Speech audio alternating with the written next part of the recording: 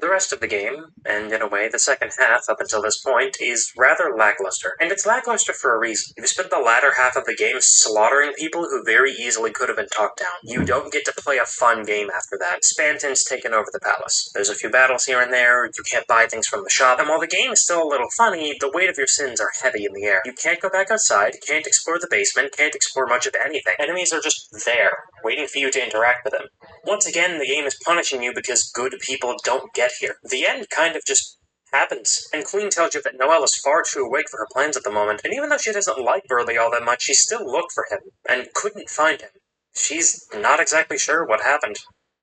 And then, right at the end, Spamton appears out of absolutely nowhere.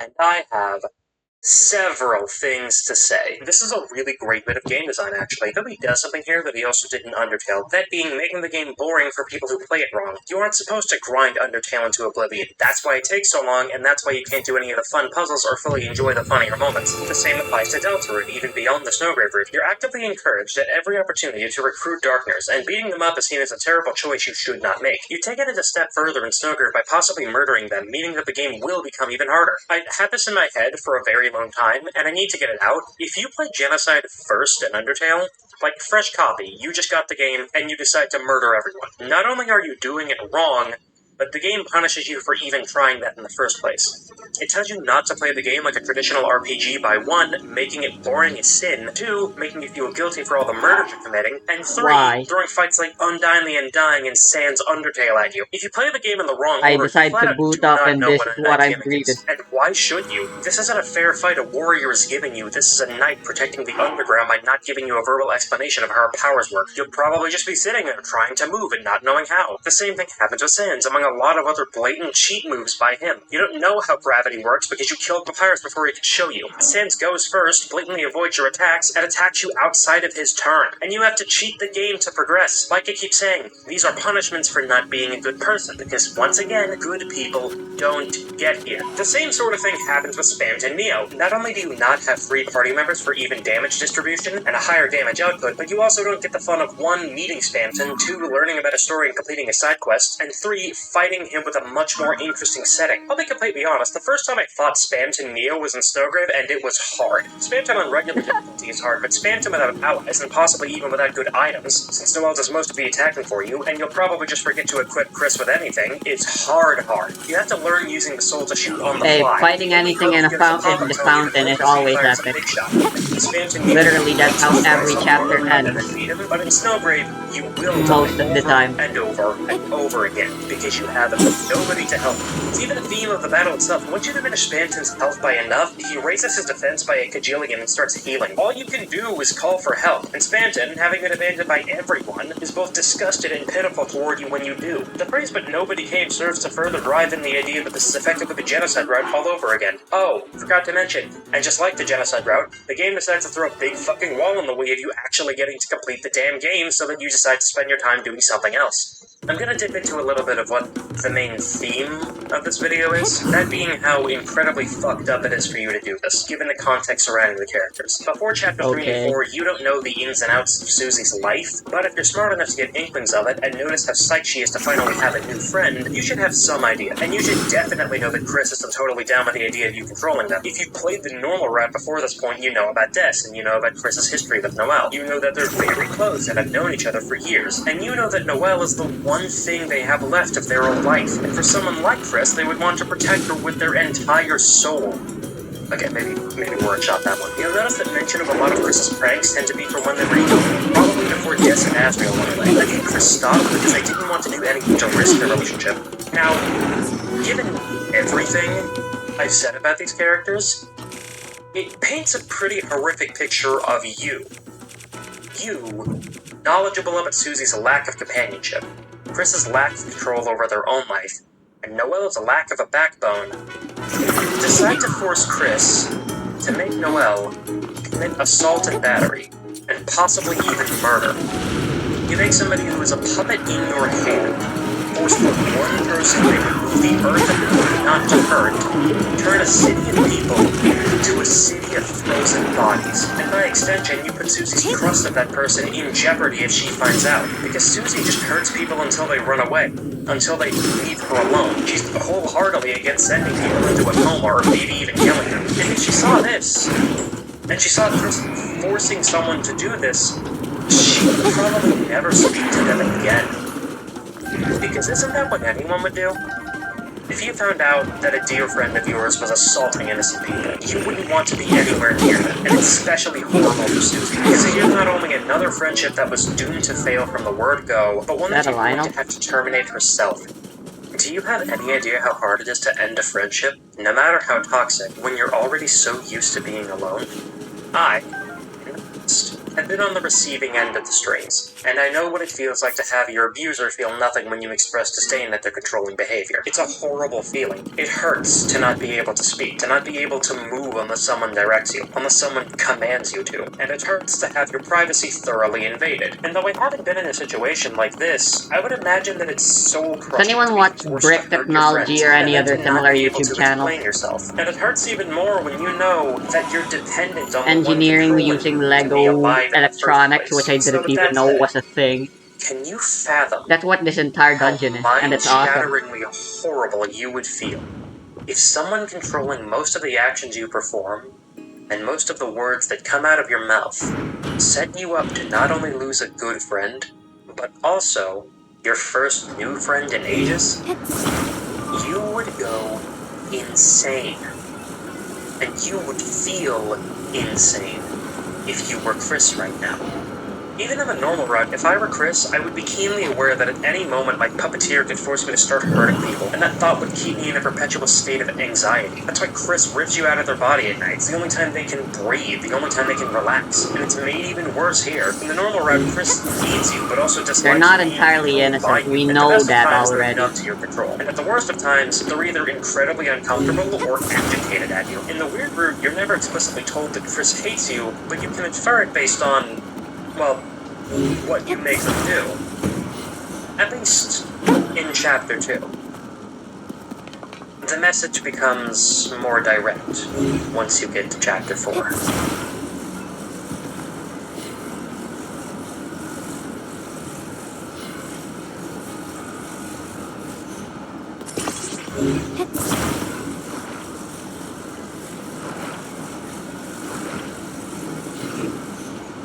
Chapter 4 starts off rather normally. You go to church and begin looking for clues. Something to note here is that the first words out of Noelle's mouth are, "Came to check up on me? That's really nice of you." Confusing you, the player. She wants to talk with Chris, which only raises more questions. Why? What does she want to say to them? You know where you're a bitch, why do they not fucking fall down? Uncomfortable. Again, you, the player, are probably surprised at how assertive she's being. She's not usually this direct with anything, and the last time you saw her, she was still jittery and terrified. The last time you saw her, that is.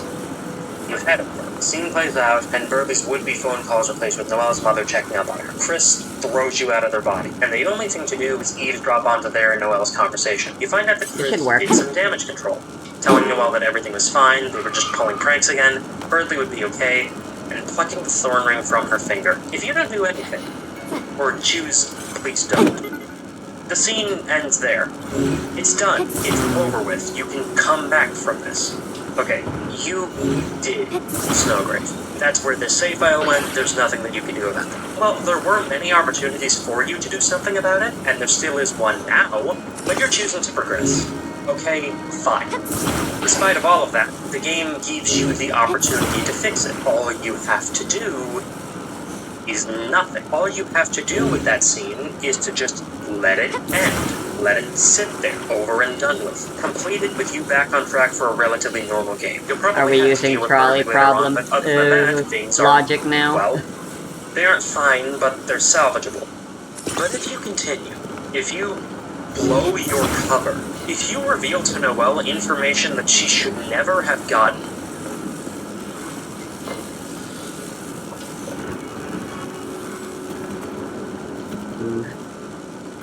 the air tenses. The palette changes. You can feel There's supposed to be a way to stabilize your me. entire body as you continue.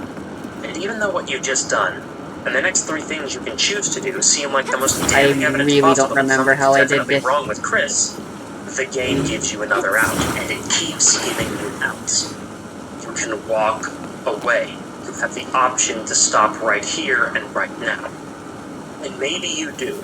And maybe Chris is still willing to deal with the fallout of everything that's happened up until this point, but if you continue, if you invest this much time into it, I could just use a rocket. It's very tempting, but I want to try doing this normally. Dialogue choice affected by your actions in Chapter 2, and you get here and you keep going, it seems as though you don't have a choice anymore. I personally interpret this as the game, the universe itself, the medium for which you're experiencing the story, giving up on you. Completely and utterly. I've tried, it says. I can't outright stop you from going this way, but I sure as hell don't have to be here to watch. You continue down this road. You pull out the thorn that Chris pulled from Noelle's finger. Chris is too weak to stop you. And then, despite her protests, despite her begging,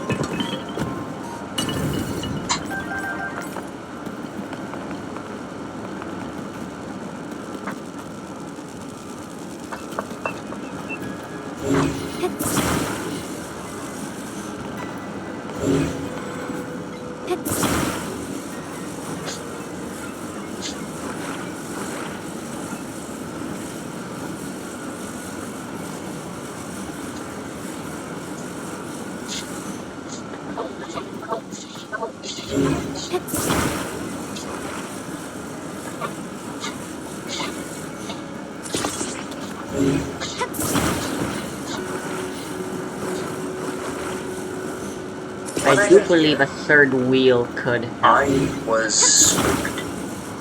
Petrified for a little bit. I stepped out of Noelle's house, halfway down the street, and then, racked with guilt, I closed the game without saying. Coward. Before this moment, I was excited to see what would happen next. I was curious as to why one of my friends was so moved by this moment that they shut down any conversation about it before it began. He straight up did not want to discuss it. This is an incredibly powerful moment. I never really cried at Undertale's genocide route because I wasn't in the headspace to practice proper empathy at the time, but 10 years have passed since then, and sure. I can frankly say, oh my god, Toby knows how to break you. I literally had to force my shaking hand to keep going forward with the dialogue choices, to see this through, because despite everything, I wanted to know, and know I did, and I hated knowing. The sound design is absolutely phenomenal here, as it is with almost all of Deltarune. The sound of Chris slamming their foot to the trash can over and over and over, the sound bouncing off of the walls and echoing outside the trash can. They don't say a word to you, but they show you just how much they hate you. Chris fucking despises you in the weird. And what makes matters worse is that they need you to live. So when they're told that Carol is telling everyone to leave, they drop to their knees before they can properly break their foot off in anger, shove you back into their chest, and let you resume control. The quickness with which it happens just made me think that mentally they're going, just do it, just fucking do it, just fucking do it. And it makes you feel like the most loathsome person on Earth, because that is how Chris perceives you, as a loathsome creature embedded in their chest who they'd love to just rip out and smash to bits, but for whatever reason they can't. It's easy to say, it's not my fault. The Undertale and Deltarune fandom have had a big problem in the past, addressing, or more accurately, not addressing the fact that all of their actions matter, not just the good ones. An evil ghost child can't make you slaughter the entire underground before you even knew their name. Chris didn't make you force Noelle to slaughter the entire cyberworld either. You can't blame the game for making this an option in the first place, because just like real life, you do have the ability to walk around and kill people. Are you going to blame the universe for creating the metal that went into your knife too? No, it was all you. You did that. You have to deal with that. And this scene makes it even easier to say it isn't your fault. That the game made you. That you had absolutely zero choice, but you did. Even when the options were the exact same, you did. You could have stopped anytime you wanted to. And you already know how. You've been doing it every time you wanted to stop playing the game. I hate double jumping. Forget. And I know you didn't forget. It didn't even have to be through the push of a button. You could have tabbed out and closed the Okay, window. this works. This works. It works. Let's fucking go. You know these things, and you chose to keep going. You very I well probably should have ridden it. shattered the trust that Noelle has with Chris, and you may very well Whatever, we have completely Tulin. broken the relationship into microscopic shards just because you wanted to see what happens. The context to hint at there being an external reason for the weird rug only appears in chapter 3 and 4, and even then, it might just be telling you that it exists at all. If Undertale is anything to be considered, it'll probably just be another instance of you, like I keep saying, doing it to see what happens. So as of right now, you have nothing but your own desire to see this through. Your morbid curiosity has driven you to assault an innocent girl, and it's your own damn fault. And no amount of rationalization or explanation or recontextualization will ever change the fact that you sacrificed a fawn on the altar of curiosity, and you used Chris's hands to do it. There's actually something interesting about that. The mantle It's important to know Noelle does these things that too. this might have happened before, and the thorn ring is repeatedly called a commemorative ring, and to commemorate something means to show respect for a past event. Spamton also says he has 2. I'm not entirely sure what this means, but I'm suspecting, really based on nothing, that it might have something to do with Des. Maybe Des put on a thorn ring a while back in the Dark World to cast ice spells more easily. Don't quote me on that, though. I want to talk a little bit more about the sword here. It's, no pun intended, chilling when you really think about it. Chris is aware of the fact that Birdley is alive, as evidenced by That's probably the one thing in this video essay that's been worth it so the far. darkness you iced are, but if there's hope for Birdley, then there's hope for them too. If you ever decide to go back there, that is. But in the sword route, you commit actual mass murder. In my normal route playthrough, I completely forgot that killing monsters was bad the moment the game turned into Zelda. All it took was an extra degree of separation. Thank you, random YouTube commenter, for pointing that out. And Chris is forced to sit there and watch you pilot them around, slaughtering innocent monsters. Later on, there's even a cave with a lot of them hiding inside. An entire room is dedicated to a bunch of monsters, ones incapable of attacking you, that you have to mow down to progress through the route. And what makes matters even worse is that you eventually get to Noelle, and one of the first things you can do with her is beat the shit out of her with your sword. She freezes the enemies you couldn't otherwise kill, including Birdley. Something I've actually noticed about Noelle's sprite is that she flashes anytime she uses ice magic, like it's hurting her. Then when you get to a door, you use up the key. And then you use up Noelle. And she disappears. Something Chris is deathly afraid of is dying after the adventure is over, after the game ends, after you don't want to play with them anymore. This is evidenced by their panic attack at the end of the Spamton fight in the normal round, because they're witnessing someone break the moment they aren't being got it, And the only use Spam can conceive for himself, and his only use going forward, is being your tool. Being your puppet. So when Chris gets used up, they turn pale. Because regardless of which route you're in, they're afraid that they have death waiting for them once you're done. Hey, so while I was editing the script and looking over a video of the sword route, I was faced with this. Okay, now I have 2 theories on this. One is that the part of you that ERAM is talking about is you, the player, because you are technically a part of Chris. Or they mean that some part of Chris, other than the thing controlling them, enjoys the idea of killing a bunch of enemies in a video game. Darkners are video game characters. I mean, I like doing the same thing, but I think whatever enjoyment Chris got out of that was outshown by the fact that despite being video game characters, they're still real enough for you to feel bad about hurting them. If I'm wrong, please tell me. This is the only hanging chat I noticed, and I would love for it to not be here, please. After leaving Noelle's house, the atmosphere is weird. Susie laments not being able to hang out with Noelle, and it's meant to make you feel even maybe worse. your She was literary actually excited to analysis be is invited way over. too She was fucking... excited to deepen her friendship with Noelle, but then she couldn't. Because while she was off exploring, somebody was ripping a brand new gash into her finger. And by your inability to separate. Thoroughly incalculable happens. Something I haven't seen a good explanation for. Susie, after the fact, with a horrified expression, asks, "What did you two talk about?" And there are no choices. The question makes Chris see red. And every choice you could make afterward just needles them into more and more extreme actions. Biting their hand, shattering a candle, crunching into a red delicious like they want it to be dead and gone forever. It's at this point I'd like to dispel a fan theory that I don't really like. People take this moment, and a moment later on, to mean that you've inserted a piece of your soul into Noelle, and plan on taking over her entire body. And unless the rules of how souls work have changed, that cannot happen. If a monster absorbs a human soul, the monster still retains their autonomy. The only thing a human soul can control is itself, and whatever human is inside of it. And also, more glaringly, the answer as to whether or not this is true is based off of you. When you meet Noelle in her room, when you choose to equip her with some something, it is only the thorn. And the reason that's all you equip her with is because that's all you choose to equip her with. The only person in the room who can somewhat mess up your plans for her is characterized as being at their absolute weakest during this moment, to the point of where you can make decisions for them while outside of their body. And also, why would Chris ever want to put the soul, something they're either on negative to actively loathsome terms with, into the one person who they want you to stay the hell away from? No. There's nothing in here that you didn't do. That's the thing I keep trying to hammer home. This scene is exactly how it plays out. As you play through Chapter 4, certain dialogue choices will reflect how Chris is feeling at the current moment, and one in particular, thinking of Noelle, gives you a pretty interesting scene. A text box appears, and in a changed voice, Noelle says,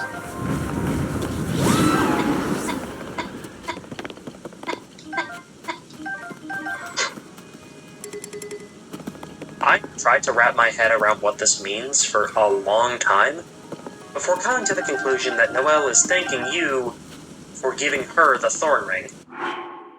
Now, why would she be thanking you for stabbing her? Well, it's because of a couple of reasons. 1, she's just been faced with the reality that Chris can read her mind. 2, she's got some semblance of an idea that Chris is being controlled by someone else. 3, she's been told that her romp through the dark world was not a dream, and because of that, Birdley being hospitalized is her fault. And 4, she's been stabbed with the thorn ring. All of these revelations about the last 2 days, paired up with the ring's trance effect, make her head go empty. And 5, Noelle is a nice person. And she's just been given something by a friend. Something that will help her become stronger. Ah, that's the narrative Isn't that payoff. nice? And when your friends give you something nice, Of course. God dang it. you say thank you. People tend to get hung up on the pixel. Some think it's a soul, but I think it's a drop of blood. Tore through Noelle's flesh to embed a thorn within it so violent that the wound bled freely after the fact, and the mental image of Noelle's bleeding finger has been singed into Chris's eyes. The burning, aching image, and the words that followed drove them to beat you half to death for your sins. Laying out everything, I guess we are just the supposed to Weird drop. route is one where you put every single relationship Chris has in jeopardy. No one but Noelle has even the slightest idea that Chris is being controlled, so if they found out what they've been forced to do to her, the first question they'd be asked is, Miss, why did you do that? If Susie found out, she would feel betrayed, and slip back into the idea that people only get close to her in order to hurt her in some way. Rousey, though I didn't mention him much, definitely knows, and it's made him wonder if you continuing down the path you're on will make the story end even worse, which is already bad considering the fact that he says this while coming off the heels of a mental breakdown, spurred on by the prophecy already ending in a horrible way. Toriel, Asgore, Rudy, Des, and even Asriel would be mortified to find out what you made Chris do. It would take a lot of convincing to say that the soul was the reason why this happened, and some people might just not believe them. And Chris himself is probably worried about all this happening. And to make matters even worse, you probably permanently damaged Noelle's psyche by making her send a good friend of hers into a coma. You've spent 2 chapters completely destroying her brain, and the only thing that tries to stop you is the tool you keep using to do it. And what's got to feel even worse is that because of all this, Carol calls you. I don't think she's aware of your case. Only that Susie grabbed a guitar, and maybe Noelle got hurt somehow. But given how protecting Noelle is one of her prime motivations, I don't think this phone call would have happened if it got out that Noelle had been stabbed. She says, she's really looking forward to seeing you tomorrow. The call drops. The world disappears behind Chris, and then the screen cuts to black. How much worse could it get? I don't know. Better. I think it was because I was adding my own weight. And as of now, I mean, that's the where it ramp was is. also I way have too no low. doubt that it's only going to get worse from here on out, because that's how Toby wrote Undertale, and that's how Toby seems to be writing Deltarune. It's important to remember that even though it will get worse, that will only be the case if you decide to go through with the weird route. What it all leads up to, I'm not sure. I can only assume that it will give you an alternate ending to Deltarune, and I don't think it will be a better one. It would be really easy to assume that the story is going in the direction of, the weird root has to happen if you want to save everyone from living with stage 4 darkness cancer, or something that would completely destroy the theme that Toby Fox keeps trying to push. Fuck, now that I think about it, the fandom's reception to Undertale might have actually inspired the weird root in some way, because it becomes incredibly clear that you are doing all of this from the end of the first chapter, and at the beginning of chapter 4, it hammers that into your head. I'm looking forward to seeing where Toby goes with this, because, well, I haven't learned my lesson. I also want to see exactly where the game goes, and just so they plan on telling a story about what happens when some eldritch abomination decides to take over someone's entire life and hurt their friends. Because that's simultaneously one of Not my worth biggest it. I don't fears, and care. also a very interesting story premise. I want to see how it ends, which I guess makes me no better than the hypothetical you I've been speaking about. I could throw up my hands and say, oh, it's just a game. But given the fact that Chapter 3 keeps talking about how even though someone isn't real, people will want the best for them, and they will hurt and have feelings and emotions, I would assume that the later chapters will completely shatter the notion that just because the game is a game, and this is a collection of pixels on a screen, you will still feel fucking horrible for hurting them. Because that's what's happening already with every other game that exists, provided it has good writing. So, yeah, Dude, your I hope you reading enjoyed this sucks. monster of a video. If you did, telling lie, and if you Your didn't, fictional also telling analysis lie. sucks I balls. decided to write this video in a style that is different from a lot of my videos. Usually I just stick things together as quickly and rapidly as I possibly can. You know, I like to go from beat to beat most of the time, but here I tried to let things sit. I tried to let things linger just a bit longer. A more emotionally cognizant kind of writing. It was meant to make you feel things, and if it didn't make you feel things, then I apologize. If it's It not, made me please tell feel me, things, and I will not do it again. just I'm not the Crab, things and you were thanks for probably listening. hoping. Oh, this is a leg. That's something to write. That's something to take out of context again. And that's another part. 2 left.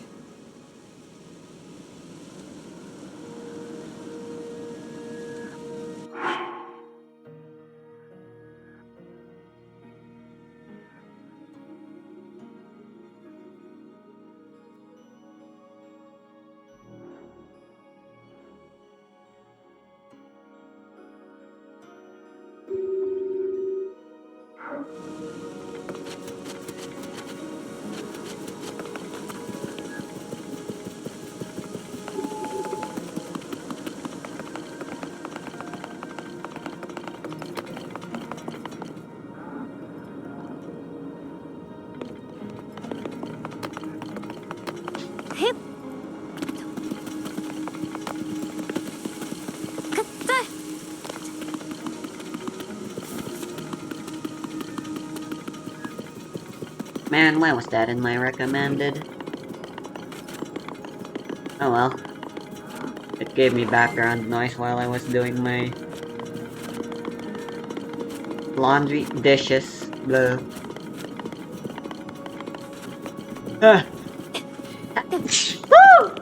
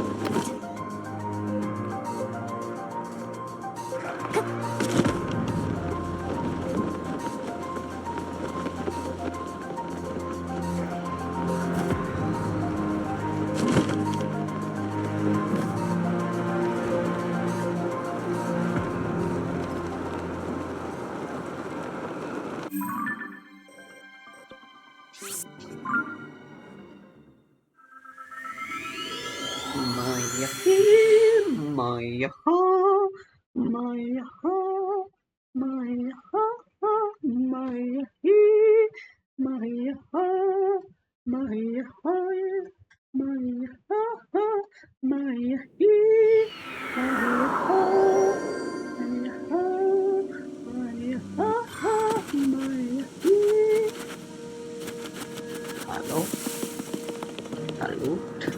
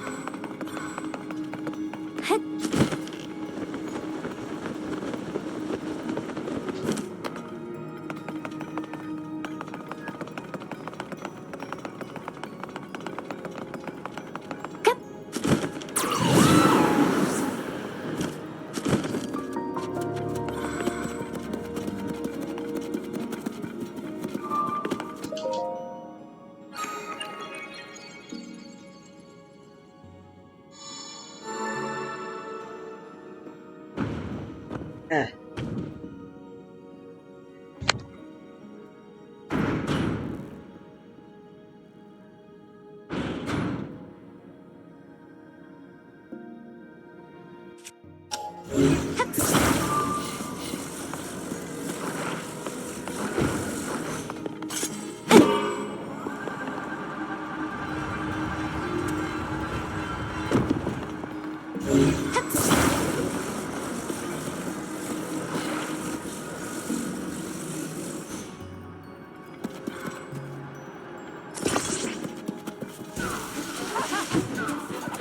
Ants.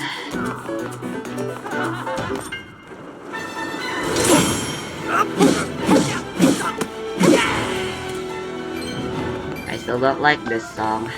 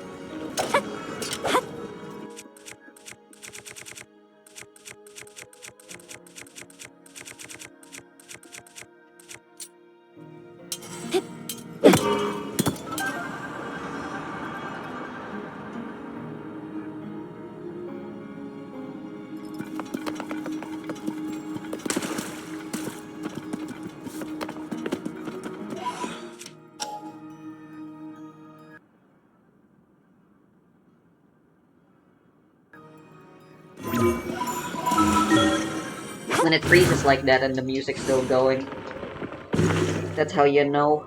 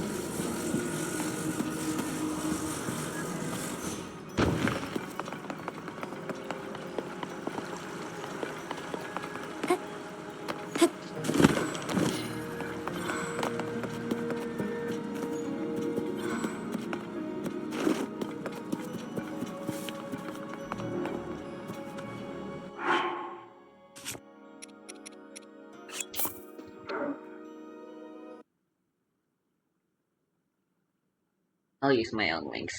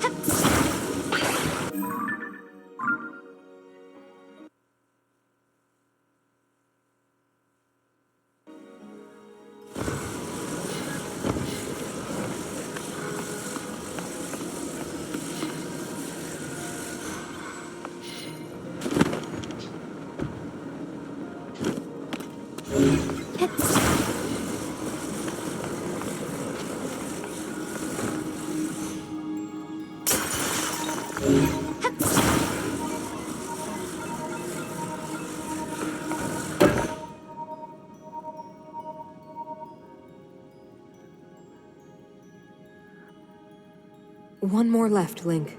The body for my spirit is nearly complete.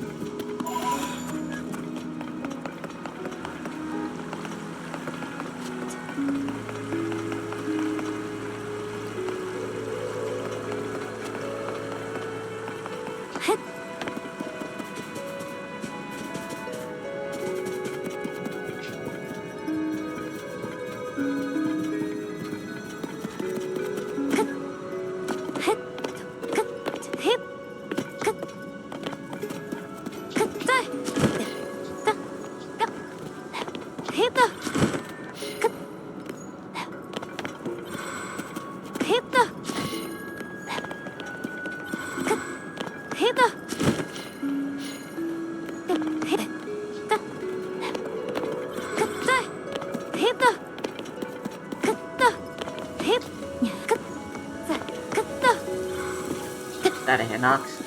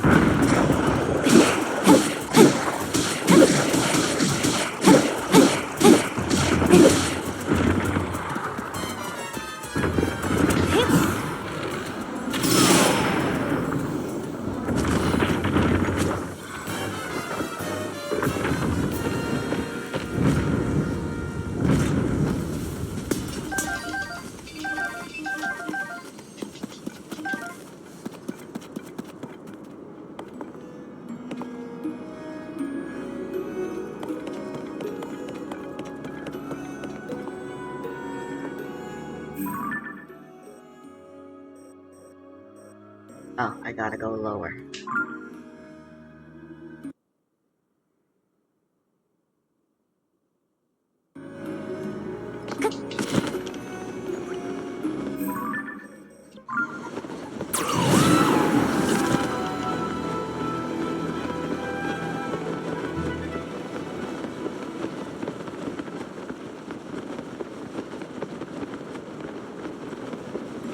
Not gonna lie, I kinda hate the abyssal lighting. It kinda hurts the eyes. Maybe it's an emulator issue, but like, it looks very similar to how it looks in the images anyways. I struggle to believe that this would look any better if my emulator was a bit more accurate.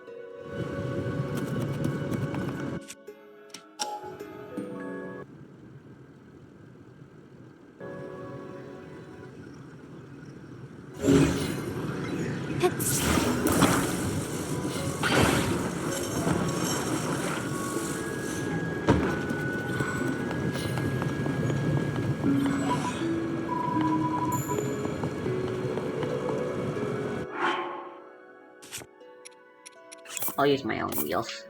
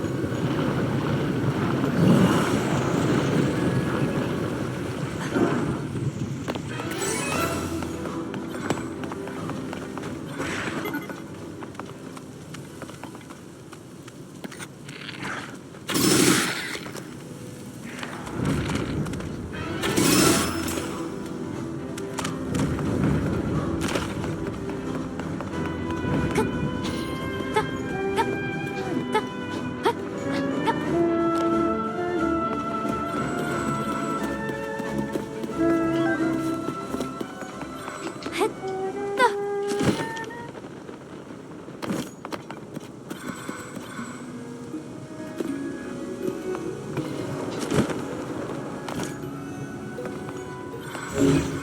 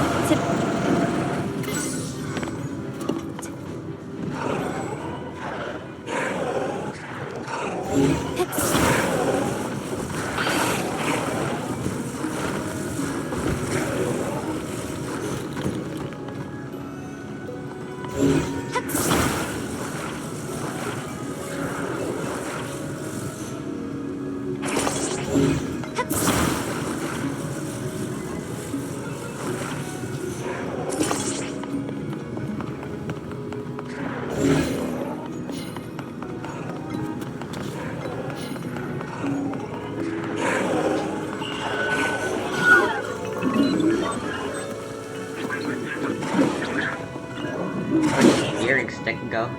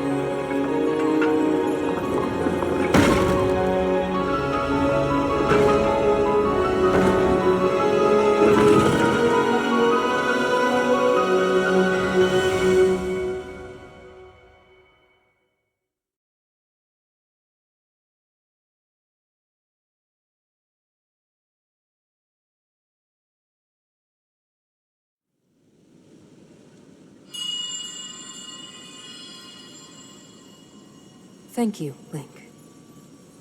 Now only one task remains. We must recover my secret stone.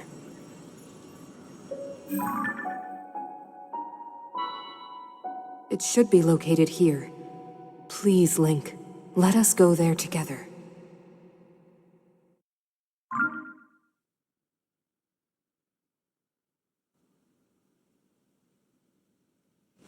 The path will be very dangerous.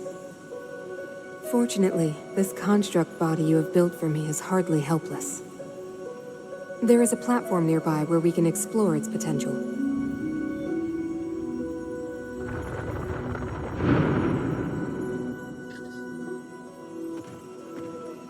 Now hurry, Link. We must recover my secret stone.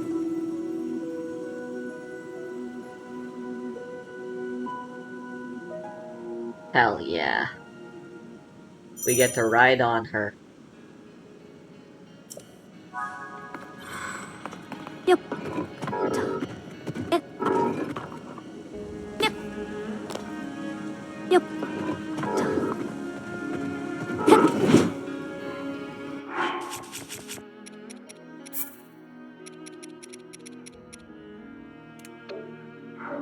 How do I fuse things?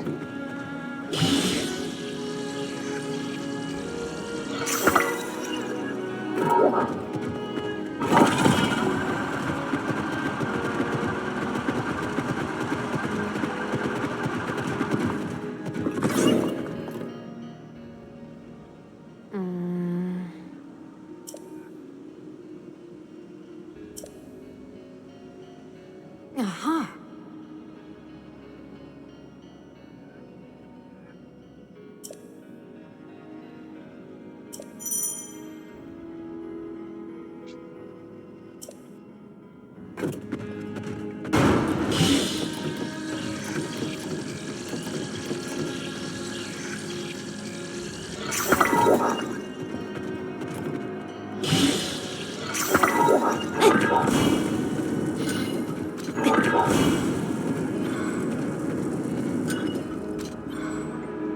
Yeah.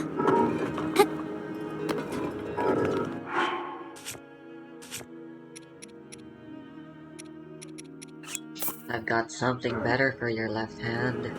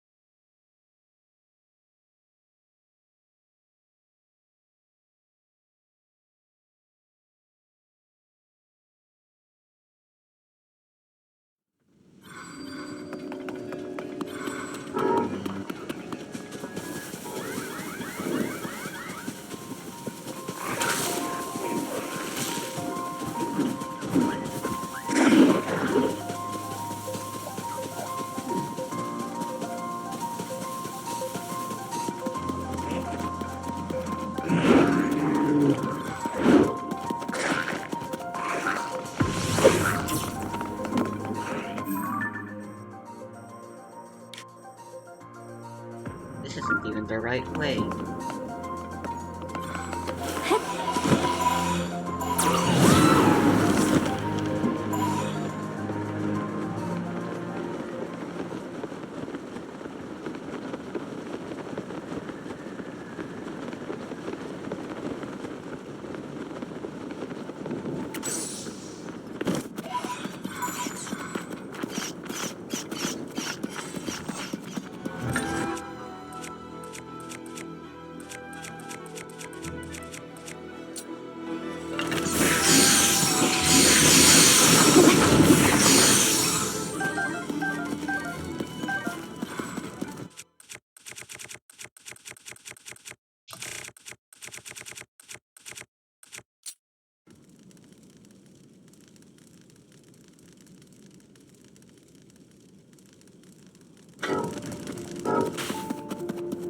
Hip.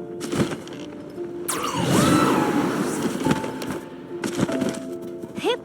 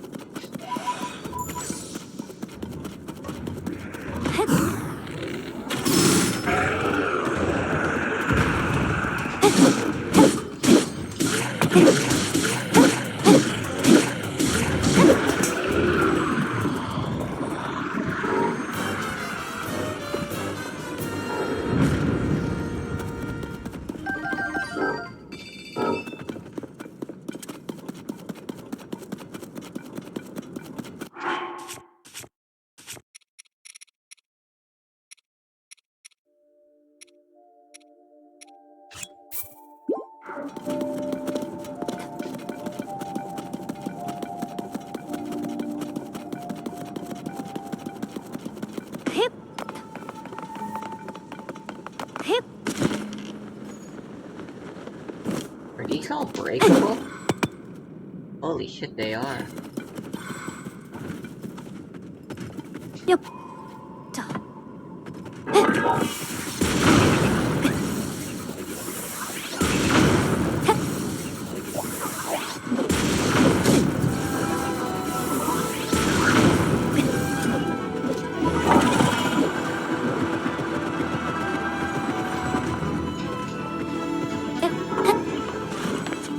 Hip.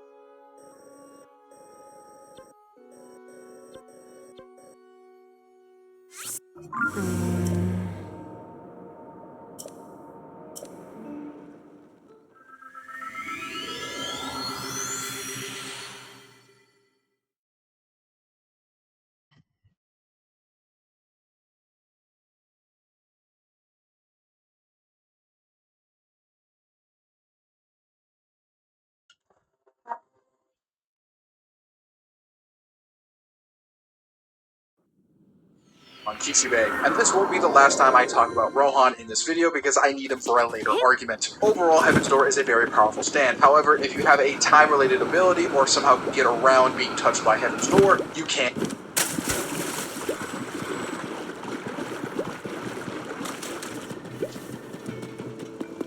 Rohan. I think Bohemian Rhapsody and Heaven's Door, either on a high ball or low ball list, are perfect gatekeepers to the higher echelons of these stands later in this video, as the only way to beat these two are through better hacks or better stats. So, moving on to number 9, we have the World. Funny enough, a few years ago, I actually would have placed the World and the AU version of it a bit higher. However, thanks to recent magazine statements, I think he's a bit lower now, but not by much. The World has the ability to stop time continuously. As it uses it more, time stop will grow, with its max being shown is about 9 seconds, with the potential to move in frozen time for a maximum of 11 seconds, with Dio primarily using it to catch people off guard in frozen time, effectively killing them in one shot. That's due in part to the fact that the World is very, very, very powerful. It is near an exact copy of Star Platinum in terms of stats. Now, Star Platinum stats, as something I'll be referring to a lot here in this early portion of the video, thanks to the Sun Feat by Silver Chariot and scaling off of Silver Chariot to Star Platinum, ranges from small town level to at the maximum you can give it is mountain level, with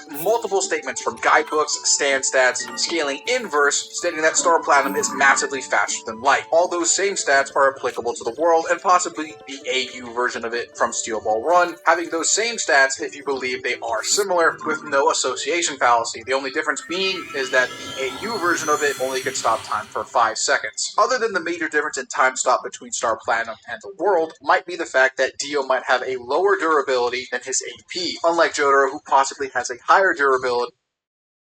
Welcome back to the channel. Hope you had a great Koreishamasu. Today we're going to be looking at the Duelist Cup finalized deck lists and breakdown. So this Duelist Cup was an interesting one. We had the big red ransom ban, and so Malice was dead. Malice was not a viable archetype for this Duelist Cup. It wasn't a good choice. In fact, it was so bad that it was unlikely to even reach Rogue, never mind the top deck spot. What would you look at that? 28% of the top 100 decks were Malice.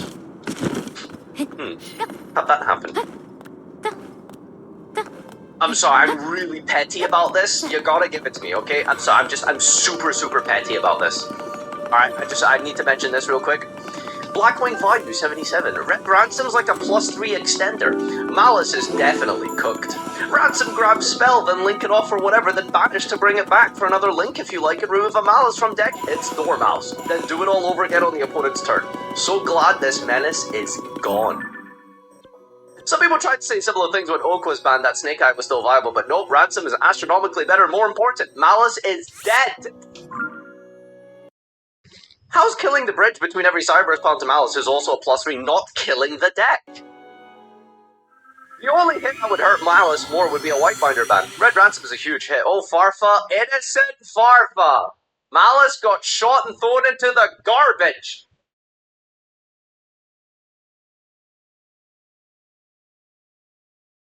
I win. I win. Again, I win. Okay, YouTube comments, this is why I'm the creator, you're the commenter, okay? Listen. Okay, you're stupid. Yes. Alright. Damn Malice is statistically the best deck for this event. And we don't have all deck lists, but we do have about 80% of them, which is a pretty big number for top 100 in the world. So, big shoutouts, of course, to Ryan Yu for taking down the entire event again on absolutely minimal difference. I mean, 83,350 versus 82,393. Less than 1 game of rating between Pac and Ryan. I mean, that is unbelievable. And both of these players in a complete league of their own. Pac and Ryan ahead of 3rd place by almost 5,000, ahead of 4th place by over 10,000. I mean, that is just unbelievable. These two are complete demons. So, and apparently Pac was 1st place for like almost all of it. Like he was, for the last part of day 3, he was like rank 1, top spot, basically guaranteed to go to Worlds, and apparently Ryan went on like some insane like 6 game in a row tear and managed to overtake Pac. So that's crazy. But yeah, it's Ryan's deck list. First and foremost, he says that he took Utopia Ryzeal between 0 and 30k. Probably just a good way to get out of the trenches. It's a very fast deck, kind of, really. You know, it's a big combo, it kind of speeds through everything, it's quite linear, you don't have to really think too hard, so maybe it's a good way to get out of the swamp here. 30 to 40, it seems Ryan got a little bit of a hard stuck situation with Malice. You know, it's funny, I mogged on Malice this entire, like, opening segment of the video, and it turned out it actually didn't really work that well for him. So Malice kind of got him, like, stuck a little bit. But his deck that took him all the way to the finish line was Mitsurugi Raiziel. This deck is really, really powerful, explosive. It's got ways to play around Fuwa Loss, most importantly. Everyone's going to be playing Maxi, everyone's going to be playing Fuwa Loss. So you got the Habibi Kiris to help you out there. It's got a decent amount of hand traps, and the interesting tech card of the event ended up actually being Red Reboot. Red Reboot was in a lot of deck lists. It's just really good against Dracotail. Dracotail can, like, do some comfy, cozy plays into a Maxi or Fuwa Loss just by summoning an Arthalion and passing with, like, 3 trap cards, Sting, Flame, and Horn. So after you're done squeezing your Horn and carrying the Flame, you're gonna be like, oh, this is a great situation, I'm happy, but nope. My brother in Christ, the Red Reboot is coming. Half your life points, shut down all of their disruptions, except maybe Faimina, which, to be fair, you know, that still makes Dracotail somewhat viable. Has plays despite the Red Reboot, but of course it's a massive part of the deck's win con. So yeah, that was Ryan's list here. Why Vigilor over Imperm? Good question. Imperm as a trap card could lose the Red Reboot? Potentially. Not really sure what other reason we'd have, to be fair, but yeah, he went with Valor. His Malice deck list, well, I mean, he clearly wasn't the greatest Malice player. So we can take a look at whoever the highest rated Malice duelist was, but in second place, we had the Tales of the Dragons. Pakawat took this all the way to, I mean, it's a demonic number. Duelist Cups have never been more competitive. My god, that is a unbelievable number. 82,000! Like, that is unreal! So the last 5 cards in his deck list, he said, were rotating engines between Droll, Parolia, Meowls, Lancia, Nibiru, Reboot, and Valor, depending on the metagame. But the central core of his deck list was actually Cartesia Dracotail. I think Josh talked a little bit about it on his stream, but he's convinced that it was the best version of the deck list, and I guess Pak also agrees. It's just really simple. You don't have to play Branded Fusion and Verte. There's definitely not Shadows. What else are people playing? Fiendsmith, Spoon. You know, people have been really hyping up Magistus because it's never really been seen before in the TCG. So extending your combos with something like a Boros Savage to set up a Disruption before you start your plays is really powerful. I think Magistus also gets you to Engine, right? And Fiendsmith also really good because you can get to Fiendsmith without Engine. So you just open like a normal summon, like Lucaeus, and then fuse with a Faimina. You can get your Arthalion Recycled Bodies, and then link with the Lucaeus and the Arthalion into full Fiendsmith combos, so you get more layers of protection. You know, Caesar's just obviously really broken, but then it also helps with the Red Reboot situation potentially, because you can go for 2 Solemn Warnings to help with your end board, coupled with the Faimina in your hand, so it's really, really strong into Reboot. So I really like Fiendsmith, but they were playing Cartesia. I mean, realistically, the idea is just like, if you can play, you win, right? 5 dragons seems crazy, you know? Kind of maybe a little bit bricky. But if you could just fuse, if you could just perform 1 fusion, it gives you so much value. You know, the choke points obviously being Faimina, Ketu, Rahu. So if your opponent has ways to stop all 3 of those in a turn, I mean, it is what it is, you're cooked. Cartesia can sometimes feel a little bit clunky with like how many normal summons. It takes you up to 9. Which sometimes can result in awkward hands of like 2+ normals per hand. That's obviously not something you want to see. But if you can just perform a fusion summon, it's really, really strong. And obviously it's really good as well because it's a quick effect. So if you ever like have to pass because you just get Valored and then you don't have any other ways to continue fusing, they have to deal with the Cartesia or the Malulu again on their turn. But mostly talking about Cartesia here because it's just like kind of like copy number 4 to 6 of Malulu. And it doesn't lock you as well, which is interesting. So you do have like other cool stuff you can do in this deck, like go into the Spirit for the Seals. That line is like kind of maybe a bit awkward into Nibiru, but through certain, like, circumstances, getting nipped is, like, still fine in Draco Tail, because this floats into a Malula for their turn, and our Thalion has usually resolved by that point to give you the resources back to your hand, and the Urgala. So, you're kind of just, like, ripping a card out their hand sometimes with Nibiru. It actually ends up just not being too big of a deal. So, yeah, that's his deck. Anything interesting in the extra deck? Nothing, like, crazy. Typhon, I guess, is interesting. I did watch a couple of his replays on stream during the Duels Cup, and the Typhon actually just, like, kind of carries sometimes. Bouncing back a fusion and stuff and attacking over is really good. But yeah. Second Gulamel, maybe? Yeah. Alright, so Dracotail, really cool, but weirdly not very good. I mean, Mala is taking up over a quarter being the best deck, which...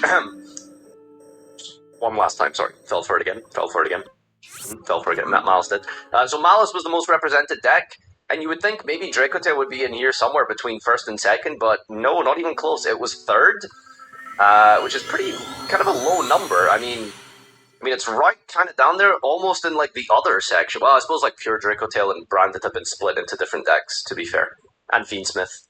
Okay, so actually, yeah, never mind, ignore me. Dracotail is probably a huge portion of this. It's just different builds and variants of it that's just been split up.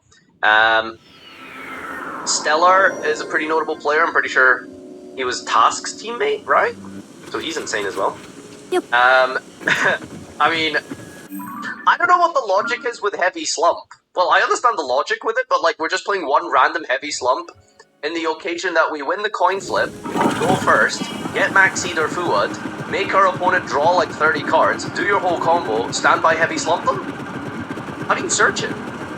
Is it searchable? Oh, Alum version! Jesus Christ. Yeah.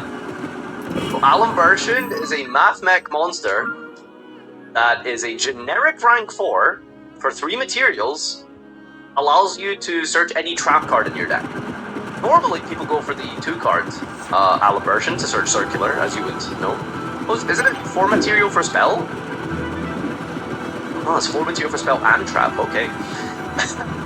So, I guess if you get Max Seed or Fuad, I mean, I think, really, from what I was witnessing, Automat, Ryziel, and players in general, just were doing that anyway. Like, even if they didn't have access to Alum, they were just playing through, like, if you get Max Seed or Fuad, you just do your combo, it doesn't matter, you just do it. They were not stopping. Because they could just kill you, right? You have Cross to negate hand traps. You've got... There was also another negate that they can put up. There's one more negate I'm pretty sure they can do that I can't think of right now.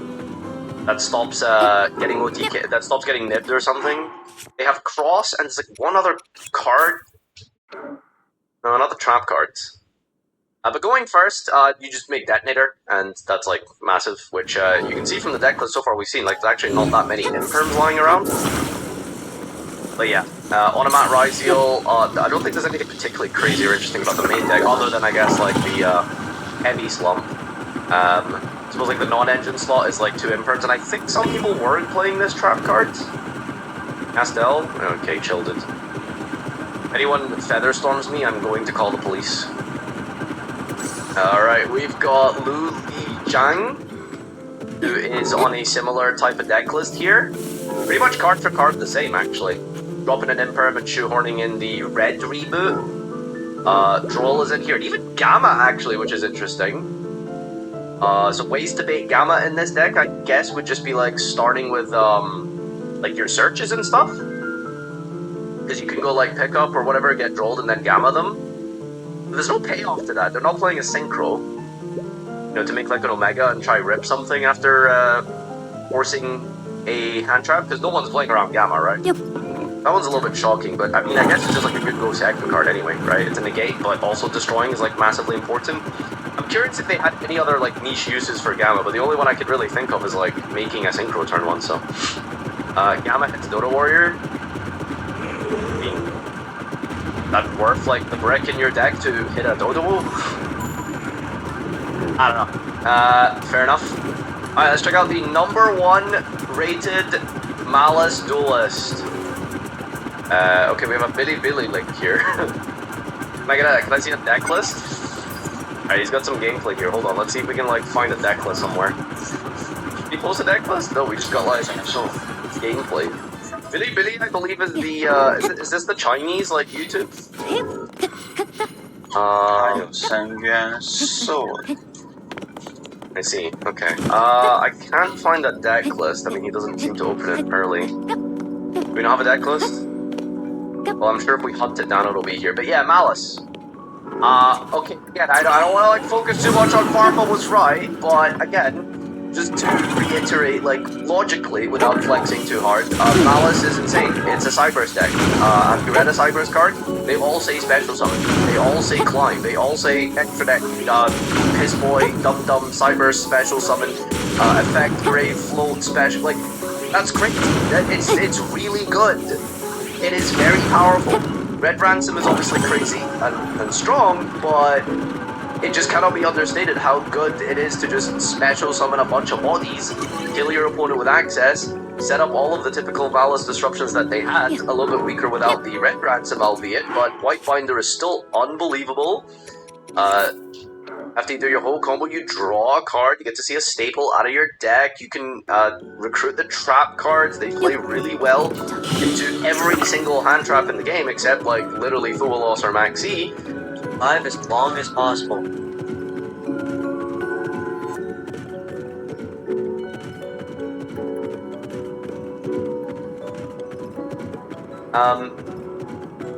And they have counters to that. They have a playset of Ash Blossom, Call by Crossout, and I would assume most of the Malice players would all be running Droll.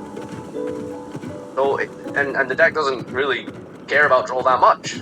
So self-drolling is fine. This appears to be the highest rated Malice player that we can find. In terms of deck list anyway, so I don't think you're going to see anything particularly crazy out of Malice. Maybe, like, extra deck card is really where it sort of boils down to. I don't think it's standard, but I do believe that there are some, like, Heat Soul gamers. I'm not going to pretend I know too much about Malice, to be honest with you. But yeah, I'm pretty sure like maybe Heat Soul can be played. I don't think Terahertz is really that good anymore. That was annoying.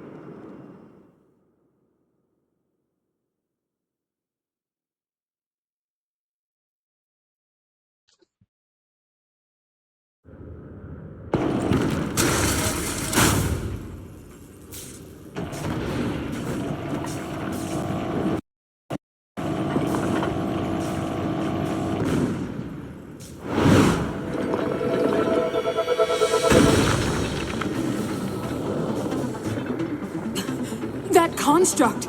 I made it long ago! But the glow... It must be under the control of something monstrous!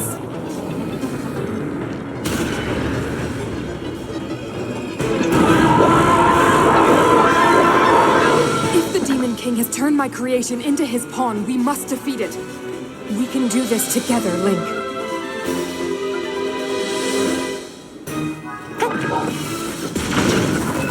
Let's go. We have to stop that construct.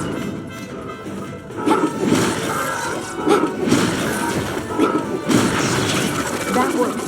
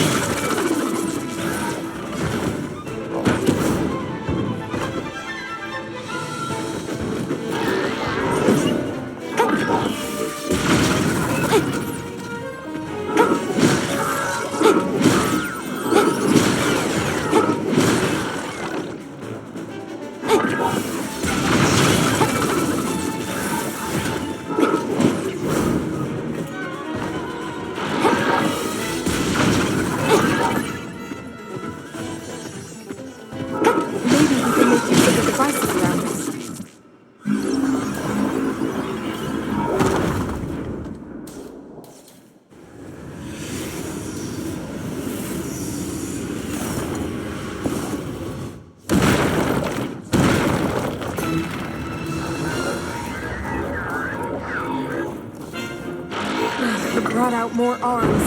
Be careful.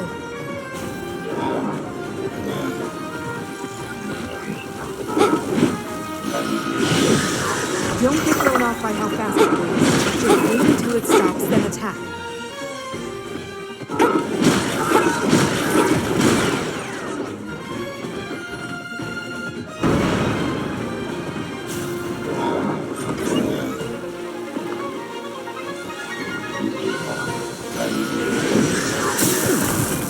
Now.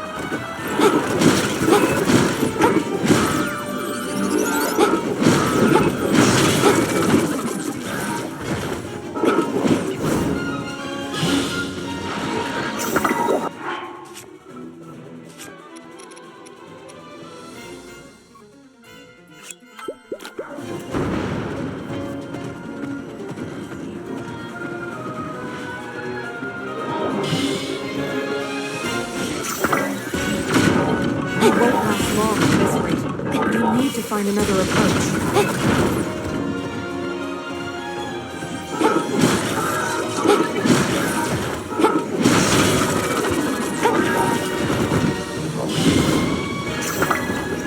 You've almost done it, Link. Remain ready for anything.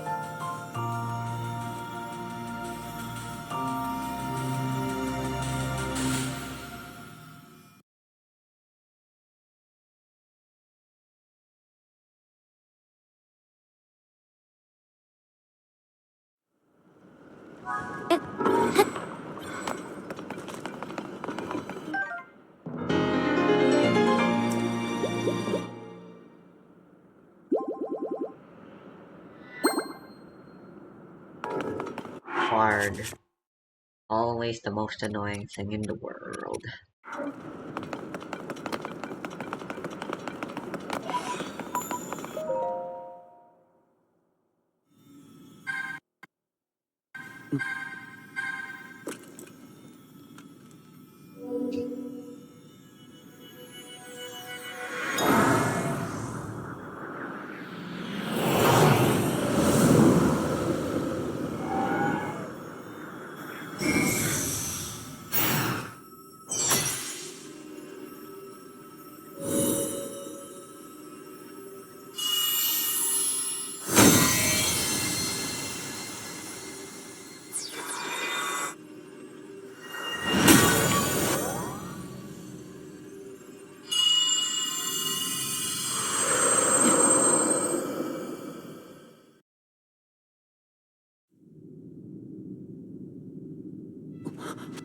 Zelda asked me to aid you, Link. I am the Sage of Spirit, and one of the Zonai.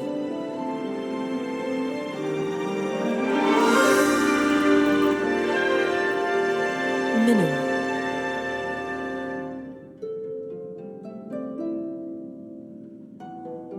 I am glad to meet you, Link. I must thank you. It is because of you that we have recovered my secret stone. Originally, my intent was to awaken when you first found the Porapad. Then to guide you to my construct and assist you on your journey. I had not anticipated a battle with that same construct. You have proven quite adept, and I am grateful for all your efforts. Link. Here.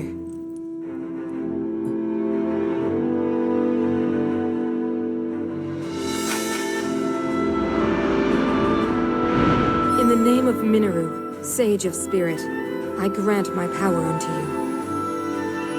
I believe it will serve you well.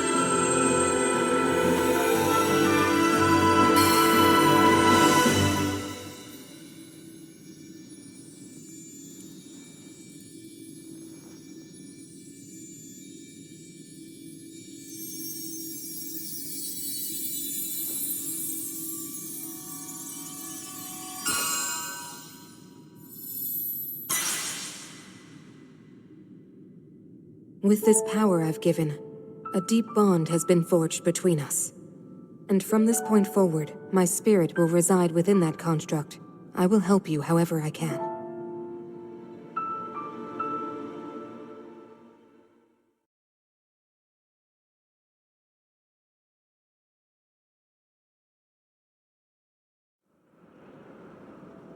Aha!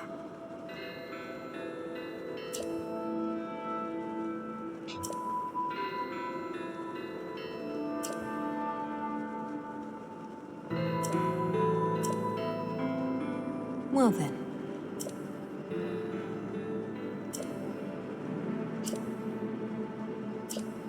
Aha!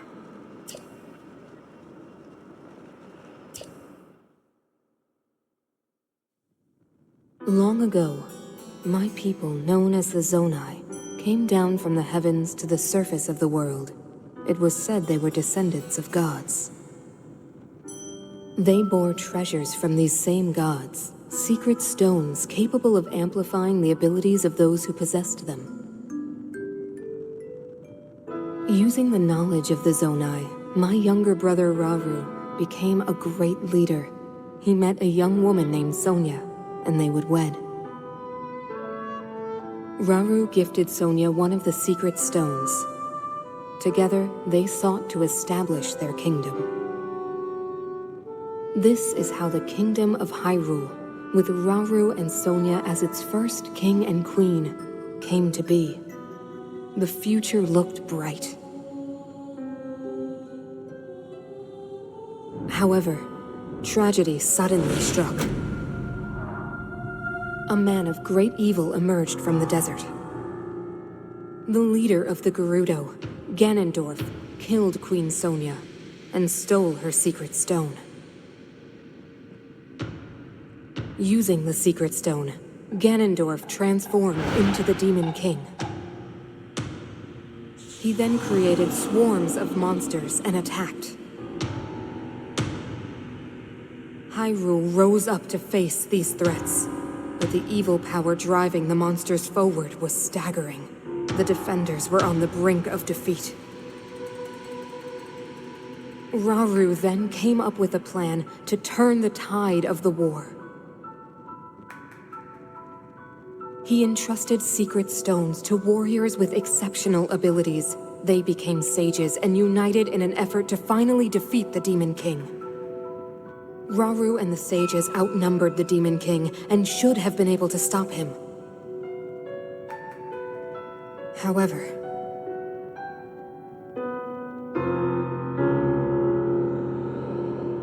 the Demon King's power had grown far beyond anything we could have imagined. I was unable to withstand his strength.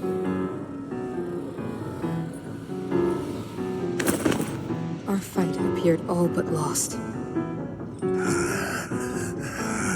And then, Rauru.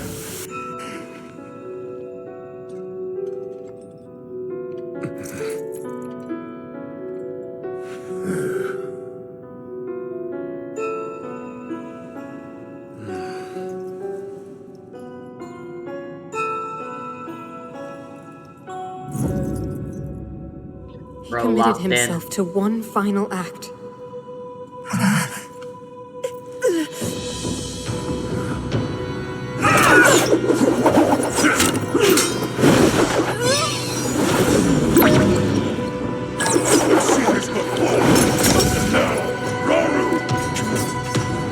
That pride will be your downfall, Ganondorf!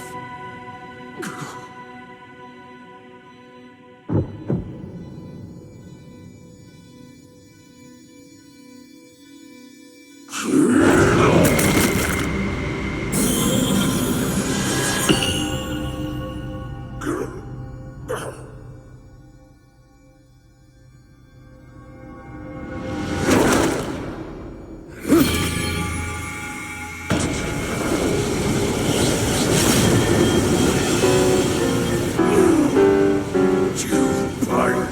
heart and steal my magic. You plan to hold me here. What a clever way to solve your problems. But are you ready to pay the price for this? Don't be so smug. I know exactly what it will cost me.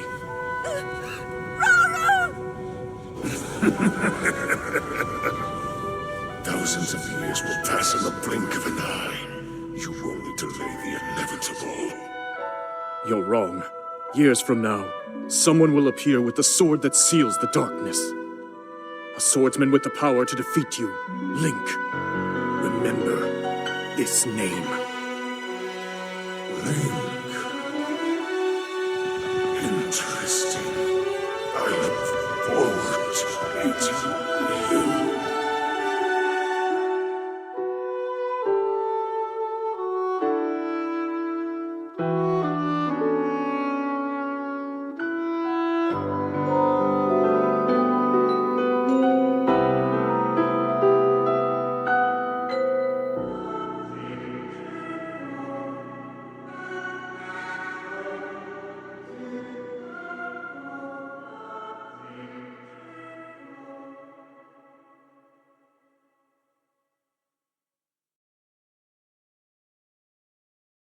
Aha!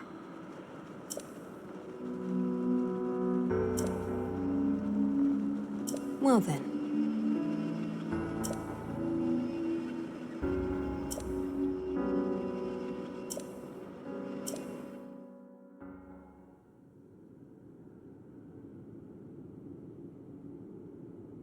You're saying that sword traveled through time the same way you did?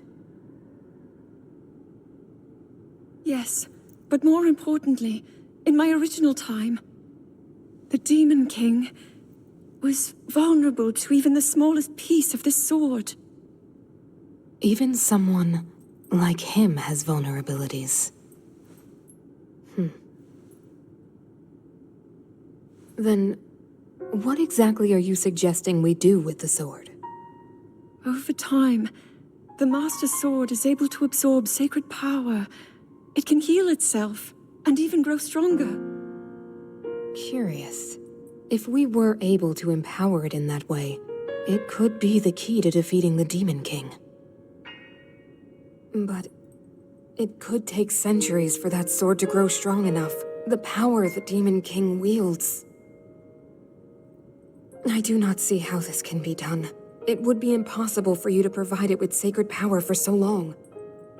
Yes, it is. I can think of one way. You mean? Yes, I can do it. I have to. I've told you, that act is forbidden, for a very good reason. It would mean throwing yourself away. Oh, Minoru!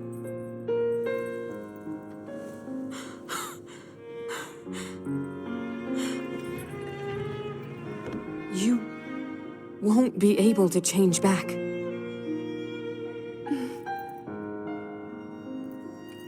The moment I had the sword, I knew what to do. I knew this was why I came to this era.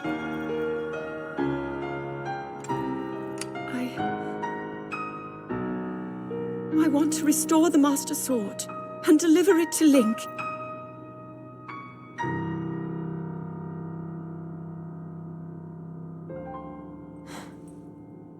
I understand. You really have made up your mind?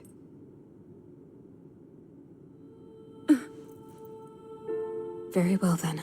As a Zonai, I bear my share of blame for these events. So I too will devote myself to this goal, and to this hero of yours. For the swordsman Link, I will do everything I can. Even if my body should perish, I will still be with you in spirit.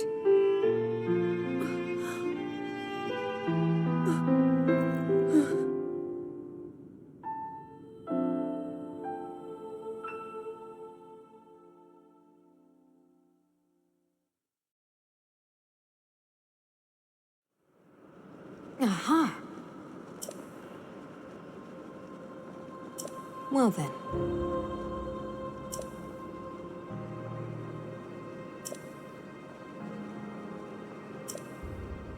Aha! Well then.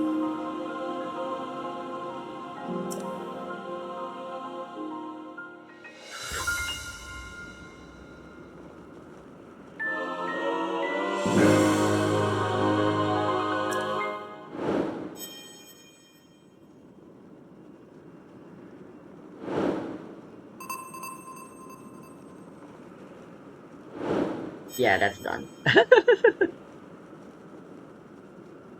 There's only one quest that remains.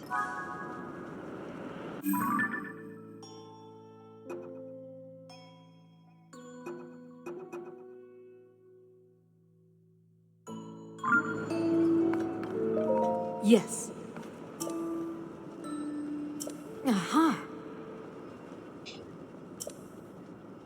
Well then.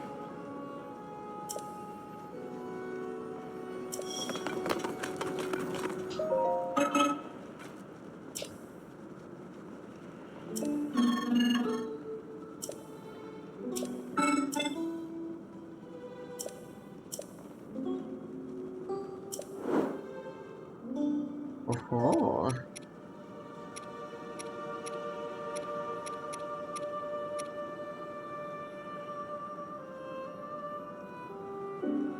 we can just buy Zonite weapons now.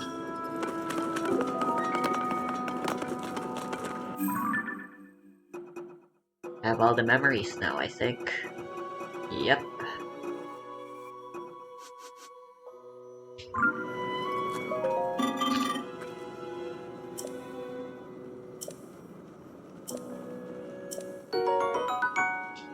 Hell yeah.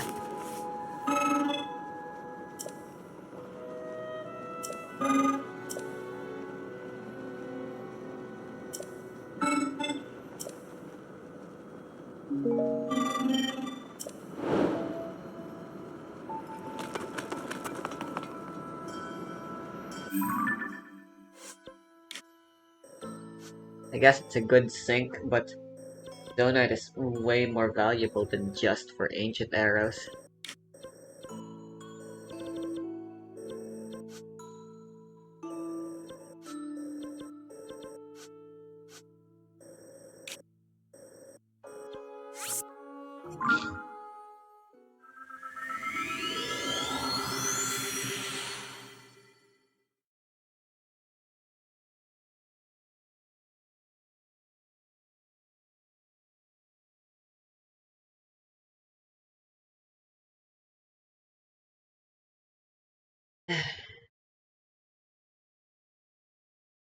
We are ready.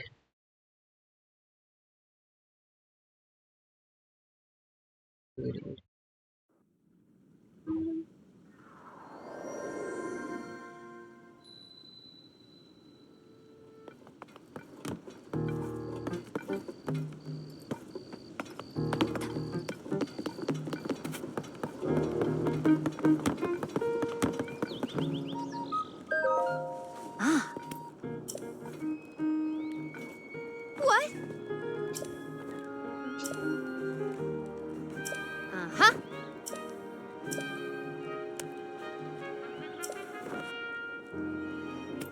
Hmm.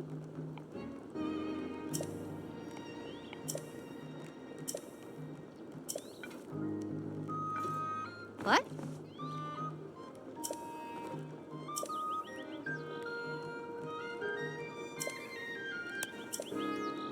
Hmm.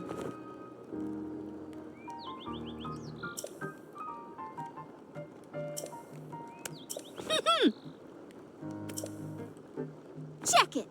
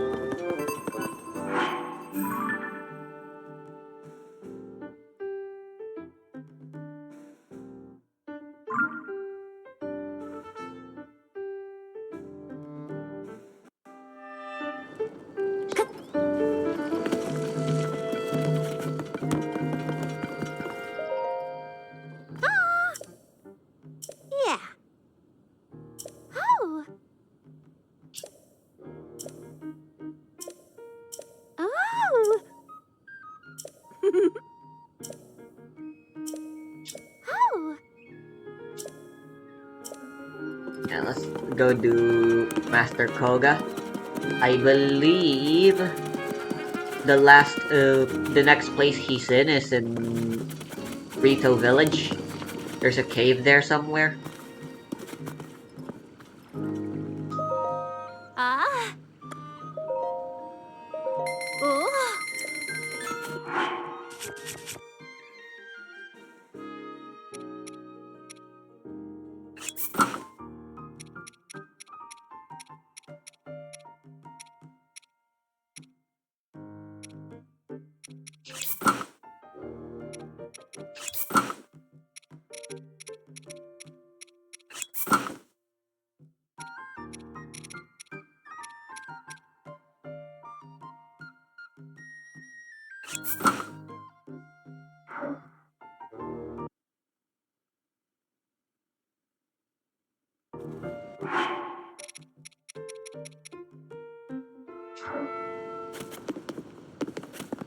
Ah. Oh.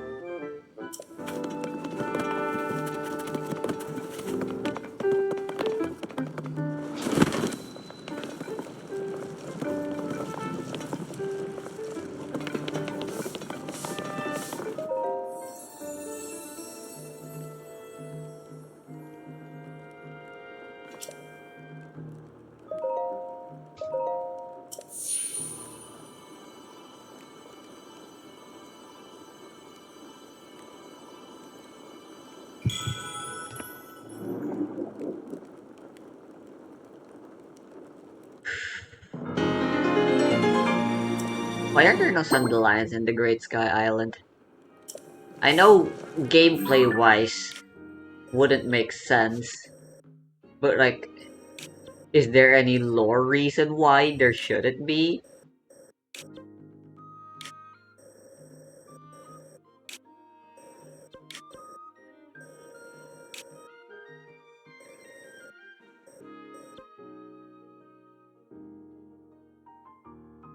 Need 15 Sundelions. Wanna go upgrade and get the most fitting and suitable gear for the final confrontation.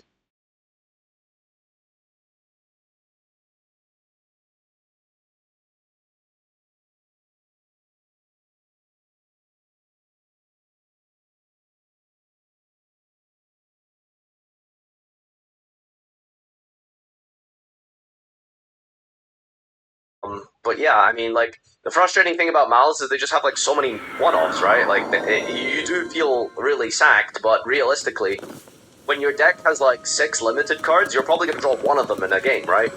So it feels bad to get hit with the one-off Gold Sark, the Dormouse, the Field Spell, the Cross-Out, the Call-By for your Maxi or Fua, but they just, all their cards are limited now, so, you know? It doesn't matter what they summon on you, it's gonna feel bad. Anything particularly unique from some of these other players here? What deck list it looks like? A Billy Billy gamer? Vito Branded, let's just wrap up Malice. Why? Okay, all of the highest rated Malice players are Chinese. Specifically. Why is that? Is there like something in the water? Yep. They just like, what is Tieba? Tiba? I've never heard of this. What is this another Chinese, like, website? That's so strange. That is, like, really interesting how different regions gravitate to different archetypes. There's another Asia Drickotail player here. Malice. Okay, here's another deck list. Again, you're probably not going to see too much difference between them. Exceed, I guess, is unique. This one is playing Terahertz. Okay, yeah. So, I mean, like, the Malice deck, extra deck doesn't seem, like, super standard. I think there's, like, probably 13 cards that are all locked in, but, I mean, yeah, this guy's playing Terahertz, previous guy wasn't. Now, the thing I'm confused about is why are we playing Terahertz without Drizaverm, the fusion monster? I mean, I guess we're just using it for OTKing, but isn't one of the best things about this card is that it puts the spell trap negate in the grave? Terahertz doesn't do anything here? Yeah. I mean, it just kills you, I suppose. I don't know if anyone managed to catch one of Josh's games on stream during the Duelist Cup, but he maxied a Malice player, drew like 20 cards, didn't see a good hand trap, and then Terahertz plus multiplication, which I don't know how standard that is. He got punched in the face for like 8,500. There's also like some sort of Malice, I don't think it's a Malice card, but some sort of Cyberse card that can put your monster into attack mode. And you just get hit in the face really hard. Wizard. It's quite funny. Wizard at Not for Josh, of Ignister. course, but you know. Alright, I don't really know too much about Mitsu, but let's see what we have for the highest Mitsu player. This is pure Mitsurugi? That's interesting. Well, I guess the benefit of pure Mitsurugi is all these crazy staples you get to play. Tactics is really not that popular. Rickettail's never going to play Tactics because you just prefer monsters. Malice isn't really going to play Tactics. Onomat Ryziel maybe could, but I feel like you probably just prefer hand traps, so Tactics is a card people are not going to play around or really consider. Maybe against your deck specifically, but in general, like, I don't think anyone's going to be like, oh shit, better be careful about Tactics. So this deck isn't doing anything particularly insane or crazy or unfair. Well, I mean, you know, there is the Fossil Dyna stuff, which this list isn't playing, but, you know, they do have access to it if they really want to. So Granite is part of the combo here. You do your Mitsu stuff, you set up an Omni Negate, you've got trap, lots of hand traps and staples, and then you can also search Nibiru on top of that. Nibiru tributes cards, which is very important. So even if you have to tribute your whole board away, while also in the process getting rid of your opponent's push, you're still going to be fine. It gets you a bunch of advantage in that way. 2 copies of SP Little Knight is very interesting. I suppose a deck like this is going to struggle with like removal and stuff. Well, I mean, I don't know, there's like double Dino Mundo, Dino SP. To be fair, it's not like this deck has a lot of room, or doesn't have a lot of room for extra deck cards. I mean, it's really flexible. You only really need like 5 to 10 of these like mandatory. They got Extravagance, so they just put the most important ones in, which would naturally be SP Dynamundo. I'd feel really bad to craft a second second SP, I'm gonna be honest with you. Alright, what else is cool here? Here's the highest rated striker player. Oh my god, I love Ray. I would die for Sky Striker Ace Ray. This Duelist Cup is gonna give me 59,000 points with I love her. Oh my god! It's a fun version of Sky Striker. Look at that, triple Soul Drain in the main deck. Oh my god, he's playing this little idiot. Didn't think that one was run. The absolute balls of steel on this guy. He's running Pot of Desires and 1 Rose. Wow, complete like... yeah, that's brave. He's not really very dedicated to Striker, is he? He's only got 2 Alt-Art engages. Yeah, no, that's kind of, only like 1 Royal Drones. I don't know, man. But yeah, this is Striker. I guess it's interesting that there isn't like Thrust. Because Thrust for Tactics or Engage is obviously really powerful. Lemnis Gate is interesting as well. I played Striker, and you read Lemnis Gate for the first time and you think, wow, this is the most broken card ever made, but it's like actually kind of hard to set up. It does require a lot of like, you know, you to already be playing and not have bricked to kind of like meaningfully set up. I mean, obviously the Soul Drain is huge. It's a bit awkward because like it doesn't do anything going second, and it's not like this deck like discards. I guess you can linkage send it if you draw it going second. You know, that's like some kind of synergy, so that's like not too bad. And obviously it's Sky Striker, so you can like draw into it. That happens quite often. So after you've done all your Striker stuff, you can just like draw it. And there's Forbidden Droplet as well, so I guess you can send it for Droplet, which actually is like kind of relevant because if you send Trap Card, they can't flame.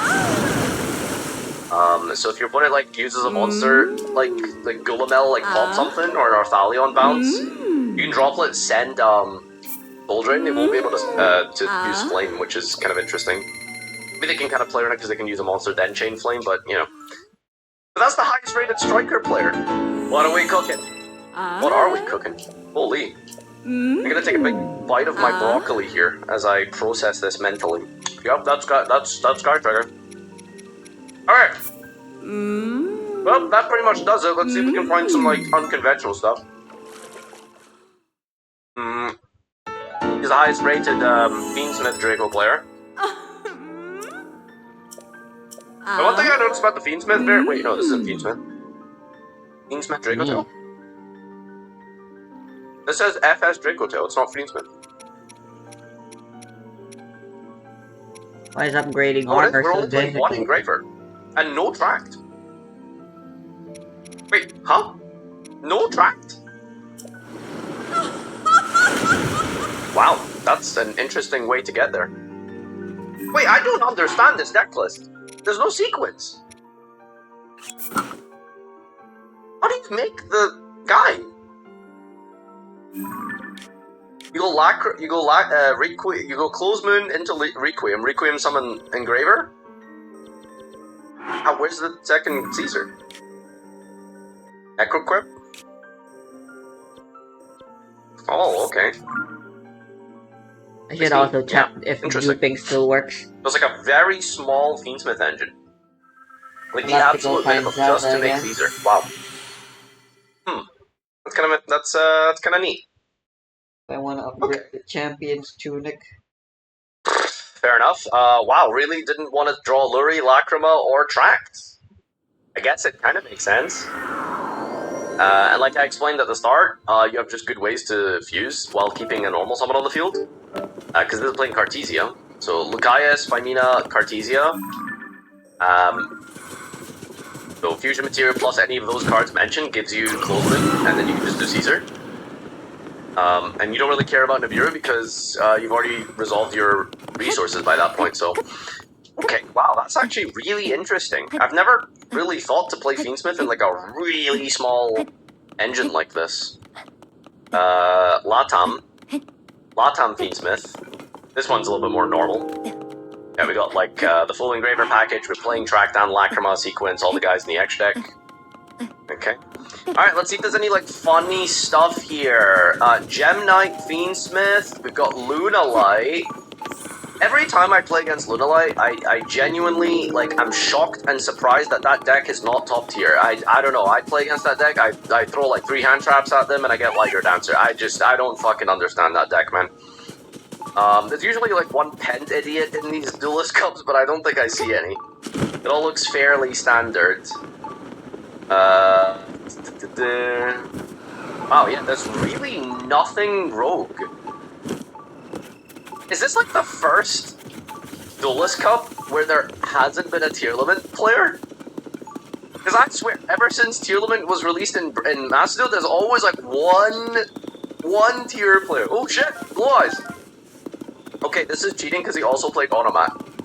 Guys, this is like Pac playing Draco Tail to like 2nd place, and then he plays like 2 games of BA, and it's like, yep, my decks were BA and Draco Tail. Yep, definitely real. Alright, wow, this is a fun version of Blue Eyes. So the whole goal of this is to make Hieratic Seals, bounce a card, their normal summon, and then special summon Quakimeru Drago, which prevents your opponent from special summoning light and dark monsters. So, good luck playing Malice, good luck playing Mitsu, good luck playing Ryzeal. Yep, that's a good card. That's a very good card. Does it do anything against Draco Tail? Like nothing, right? Against Draco Tail, you just simply Alright, so this is a very special cry, place. I guess. Yeah, no. Usually, the way to get to the depths is usually yeah, so I can really tell you what a Lunalight deck should look like or not look like, but I guess this looks game kinda gets a little freaky if you're allowed to stand around. The staples, the big hitters, the hand traps. Tactics, I guess, is kind of interesting. In between apparently zone. Impulse is standard, okay, sure. No heavy poly.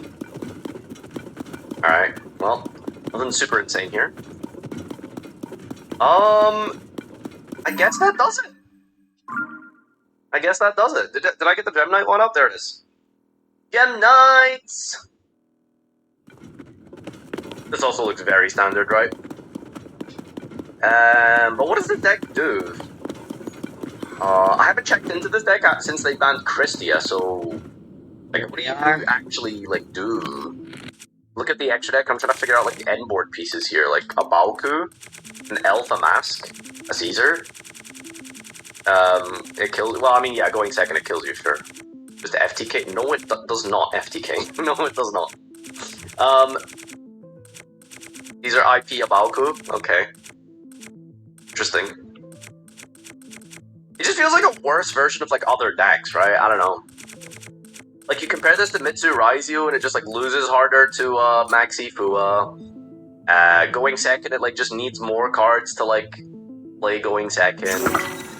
I mean, the biggest advantage of this deck obviously is Herald. Yeah, like Herald is a unbelievably powerful card. Like anytime like you draw Herald in a fairy deck, like it's gonna be menacing. That's really good. Why Maybe I one should start it off Lancia? with something It's because it's searchable, safer. right? I believe you should be able to access it with Ava or something, correct? Then the Light Dragon's Horn. Yeah, you should be able to do that. You loop Lancia with a Balku. Oh, that's miserable. A Balku can special Lancia, and Lancia can tribute itself off the field. Oh, you get to Lancia with Diviner? Okay. Wow. Although it Fun does stuff. seem like Alright, well, that's your Duelist Duke Cup Glitch rundown. has been fixed, so I haven't seen the that battle kind list of yet, sucks. so I'm gonna go check out on that and see if any of this matters. In the next one, bye!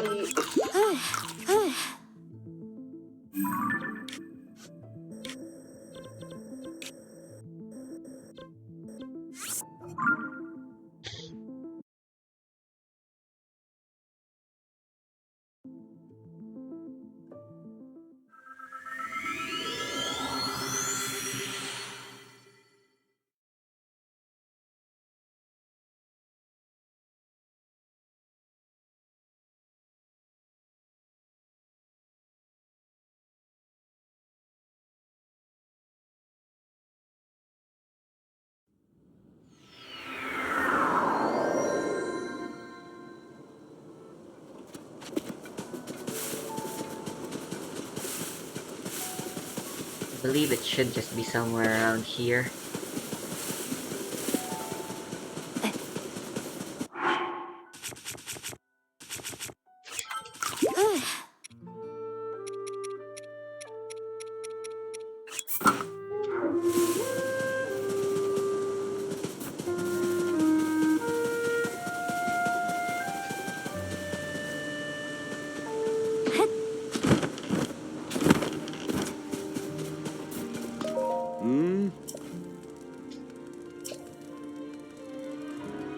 Ah.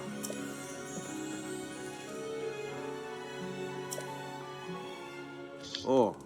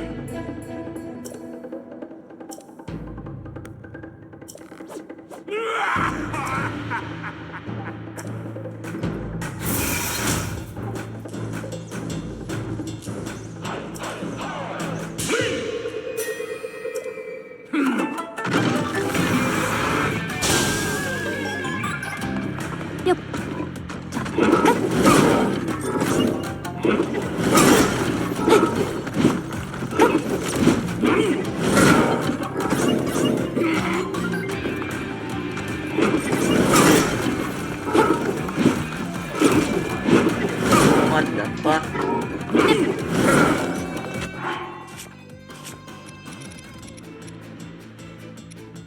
Alright, looks like I'm not allowed to use Mineral here.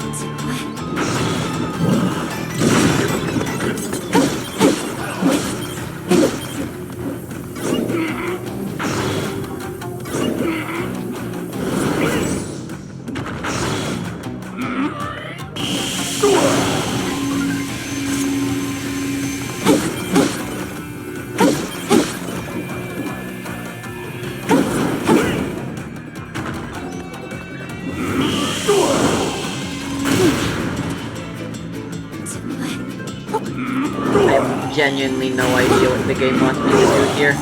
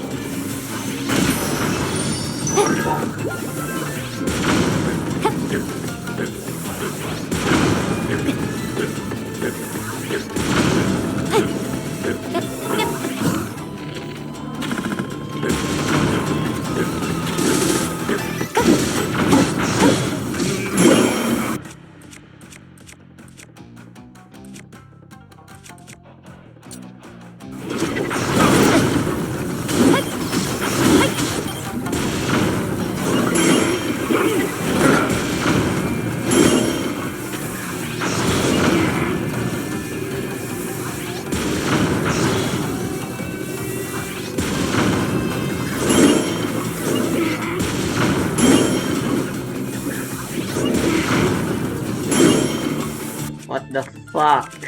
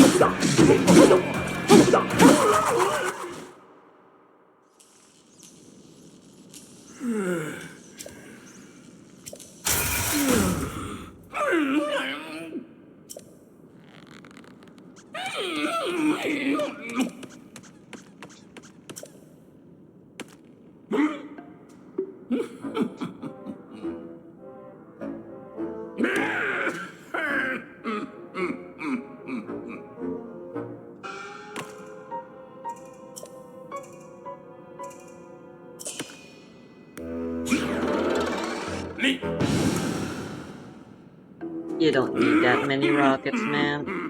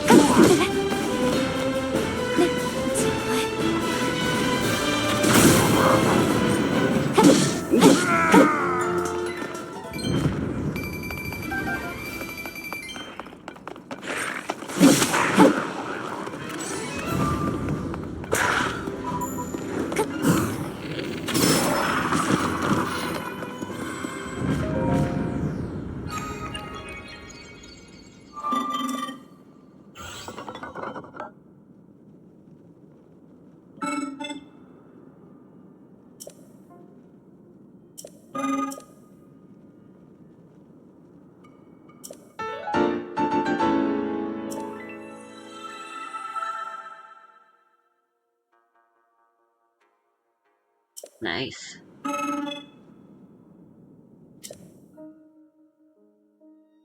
It's Rivali scale.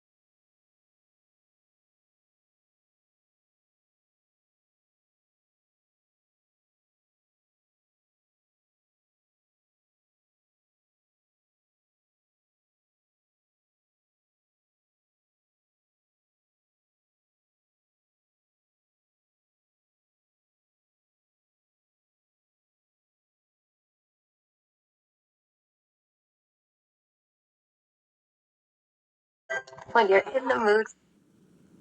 World might be the fact that Dio might have a lower durability than his AP, unlike Jotaro, who possibly has a higher durability than his AP output, seeing his fight against, well, Dio. Overall, the world is very easy to understand. It has a very basic ability that is very overpowered in practice, with a good amount of stats backing it up. The only reason why it's this far down is because other characters have vastly better abilities and vastly better stats. And speaking about stats, we come to number 8, that being King Crimson and Diavolo. Like I said previously, a few years ago, these two would have been swapped, but thanks to the Winter JoJo magazine, states that King Crimson and Diavolo are stronger than a Part 3 Jotaro and Part 3 Polnareff tag teaming together, therefore meaning that King Crimson and Diavolo are stronger than Dio. So apply all of his stats onto King Crimson. That's also further backed up by the fact that King Crimson watched a stronger version of Silver Chariot and Polnareff during the Part 4 era, more or less confirming that fact. However, where they majorly differ is the fact that King Crimson operates completely differently than the world's time stop. King Crimson has the ability to perceive 10 seconds into the future and skip over it if it's undesirable, allowing Diavolo to basically skip over very bad fates for himself. So if he was going to die for whatever reason, he can skip over that, being basically completely immune. However, anybody during that, other than Diavolo, is still subject to the same fate. And while I'm not taking a heavy amount of character into this because I want to make that a separate top 10, Diavolo is a no-joke kind of stand user, so he tries to effectively end fights as fast as possible while trying to keep his identity a secret. So in a fight against the world, Diavolo would try to finish that fight as fast as possible, while Dio would kind of just be his arrogant, prideful self, always testing his limits, leading to a loss. However, if you wanted to flip these, I wouldn't be too against it, but I do think both of them definitely belong in the top 10. However, though, on a low ball list, I would actually place King Crimson a bit higher than some of the SVR characters, but we'll talk about that later. So, the problem area. The next 3 stands I'm going to talk about are basically a 3-way tie. So 6th, 7th, and 5th place can be mixed and matched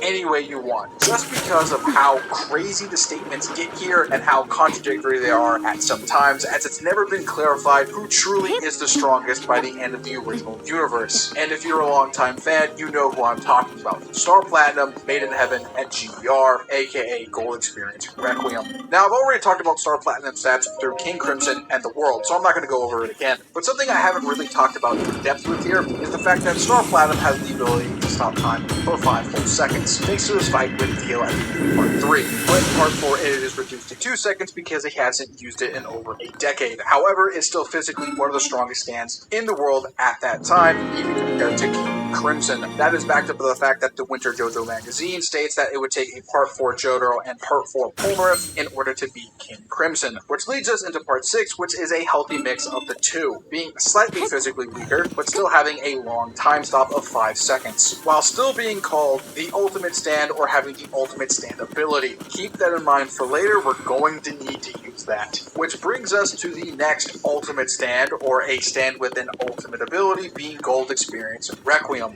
The reason why Gold Experience gains the title of either the ultimate stand or the stand with the ultimate ability is the fact of its primary ability, Return to Zero, which gives the stand user, or rather should I say the stand, have the passive ability to make all attacks return to zero like they never even happened. Being so powerful, it makes GR bend fate in its favor. Example, King Crimson was fated to kill GR and Joro. However, because GR returned that attack to zero, it never happened, allowing GR to kill King Crimson in a devastating combo. And since it has the ability to dominate any type of soul, putting Diavolo through the death loop. However, it's only applicable after death, plus it's not very well explained. At most, GR can technically reduce a person's will to zero, making them not want to fight, but that's due to the fact that, well, none of their attacks will be effective against it if you don't have the proper hacks. With the added bonus that Gold Experience Requiem still has all of Gold Experience's Life Giver abilities, which there is a hell of a lot, and I'll just flash on screen right here. And when it comes to stats, GR is stronger than King Crimson, who is roughly stronger than a Part 4 Jotaro, or possibly equal to, with the added measure that its stats, or its stand stats,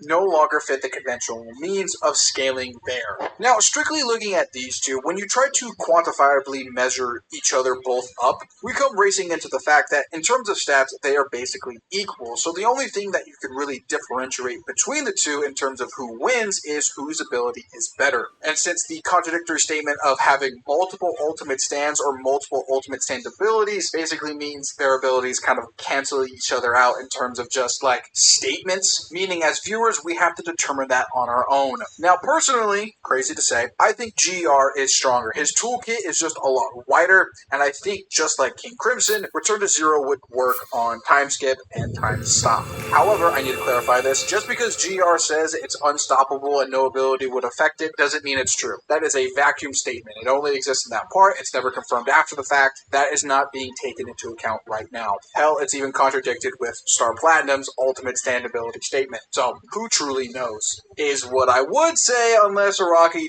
didn't go on a power scaling spree in terms of art and actual statements as of recently. I present to you again the Fountain Boy statement I presented at the beginning of the video with November Rain, where it shows Star Platinum the World and Killer Queen, for whatever fucking reason. I don't know why he added that bum-ass stand. I'm figuring it's because of, you know, the whole nature of duality, which the art piece is trying to say, above Tusk and all of its acts and Gold Experience, including its Requiem form. Because there is reasons to say why Tusk Act 1 is above Stone Free, when Stone Free should be stronger than Tusk Act 1, so we have to infer that it's all of Tusk's acts and Gold Experience's forms, for it to make logical sense. So now we're back at the beginning of this, with either stand being tied with each other, or the idea that post Part 5, Star Platinum is still the strongest, thanks to some of the statements within Part 6. And then Maiden Heaven shows up.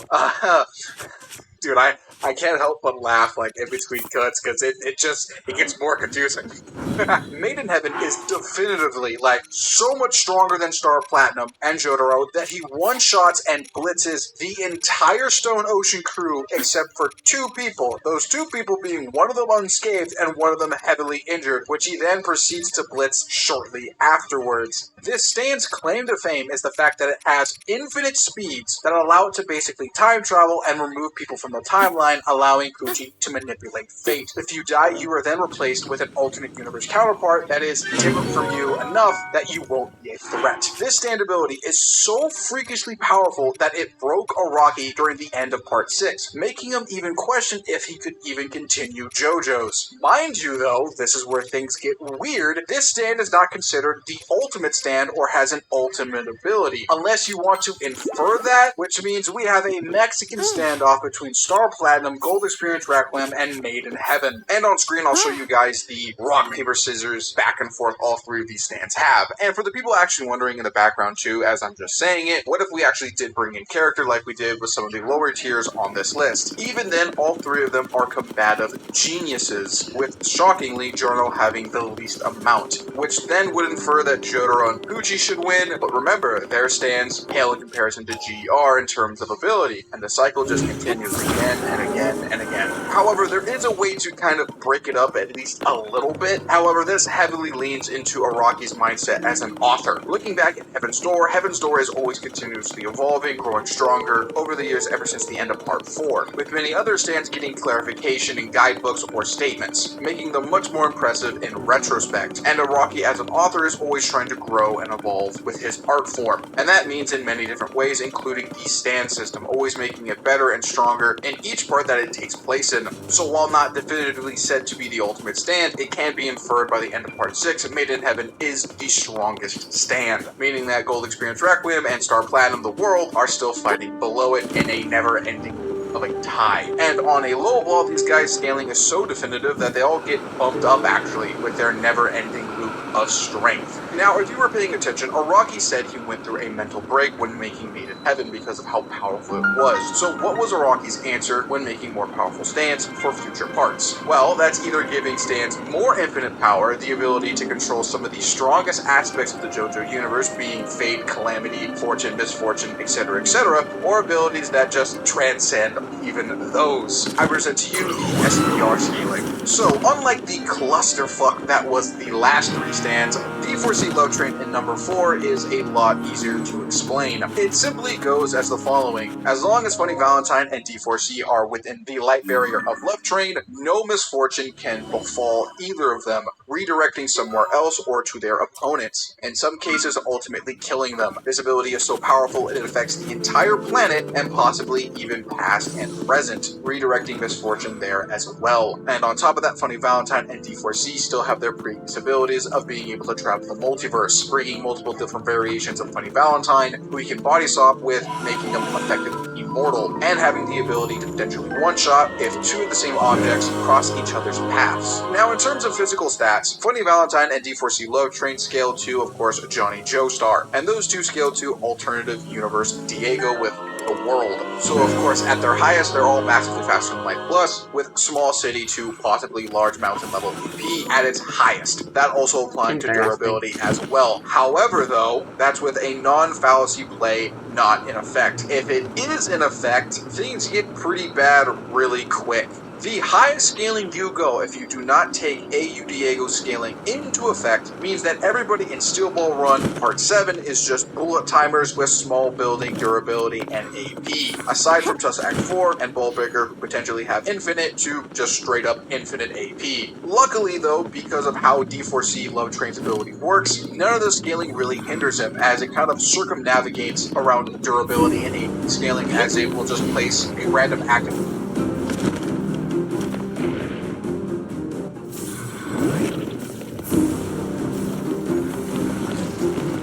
I guess the journey to Ganondorf's gonna be louder, huh?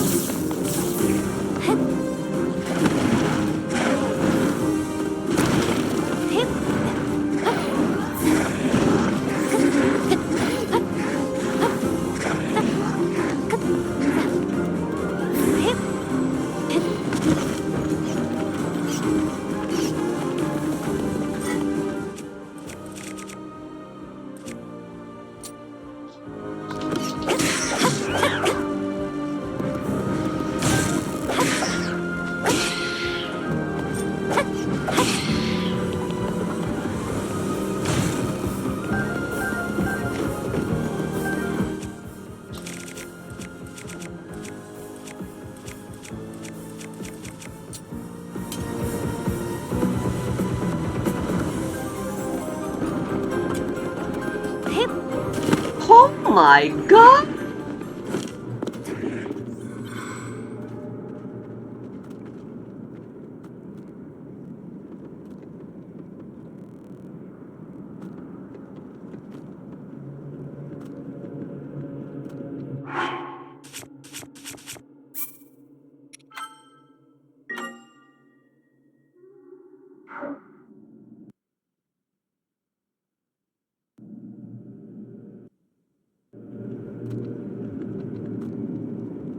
Game on.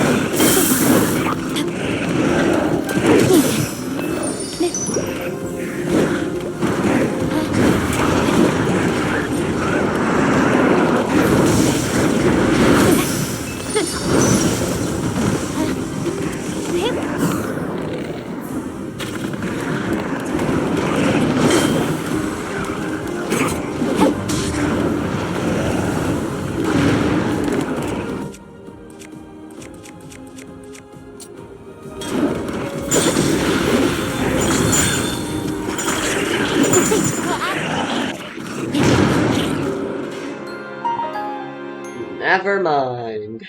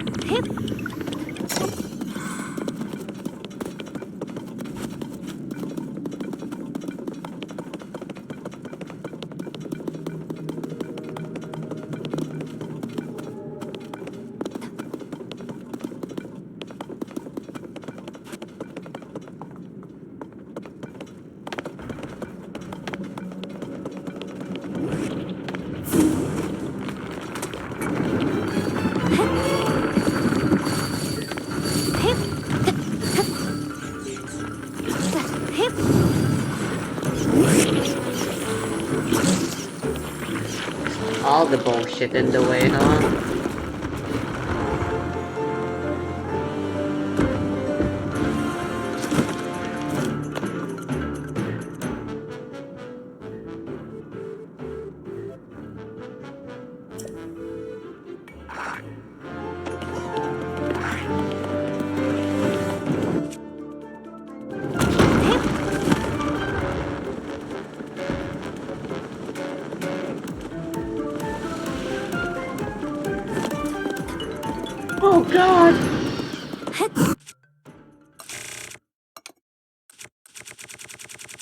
No, I'm climbing out of this unless I fight this.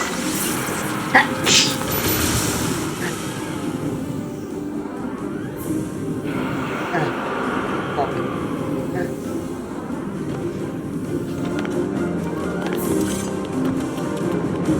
Darkling.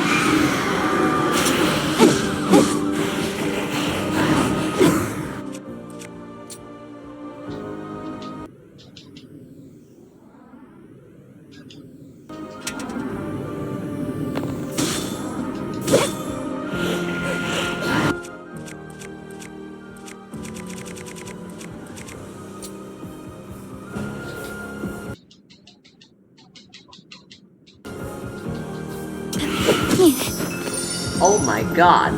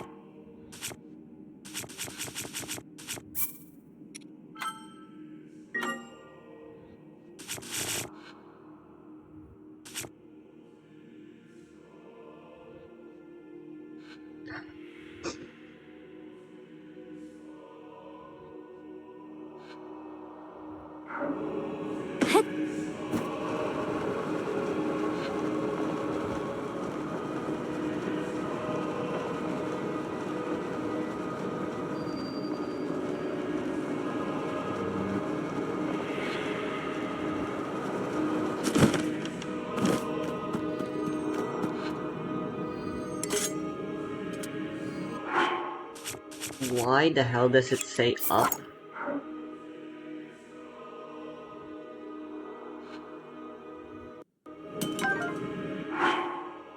Jesus Christ! What a torch! Zelda was packing heat.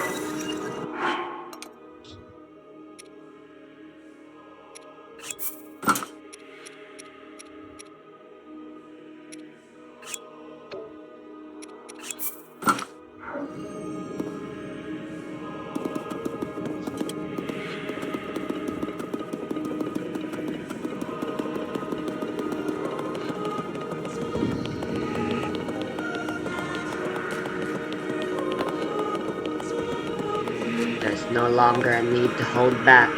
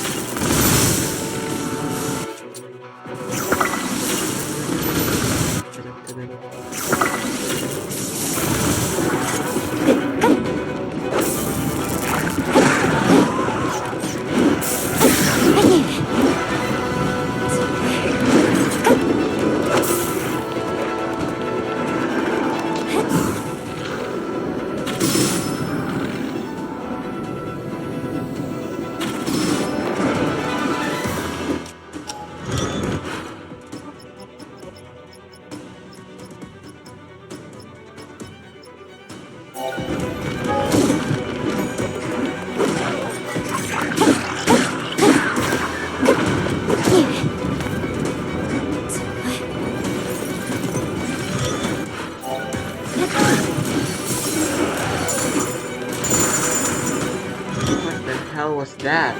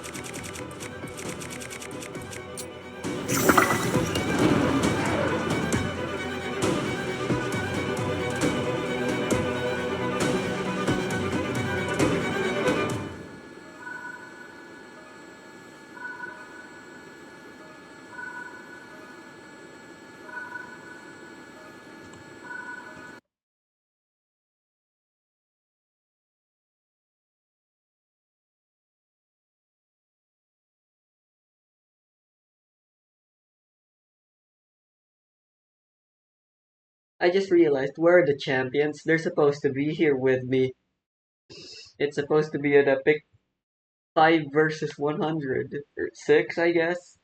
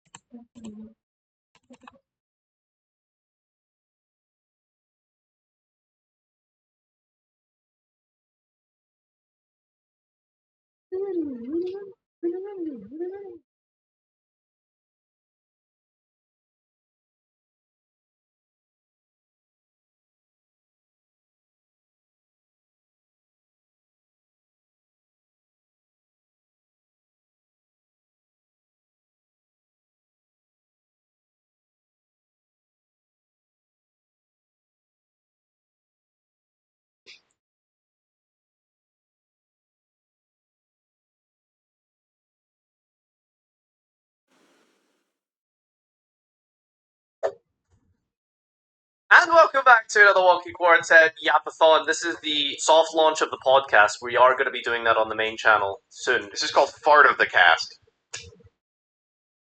You're good one, 21.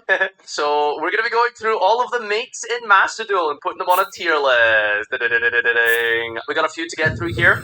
I'm going to go with one of the first mates that I used for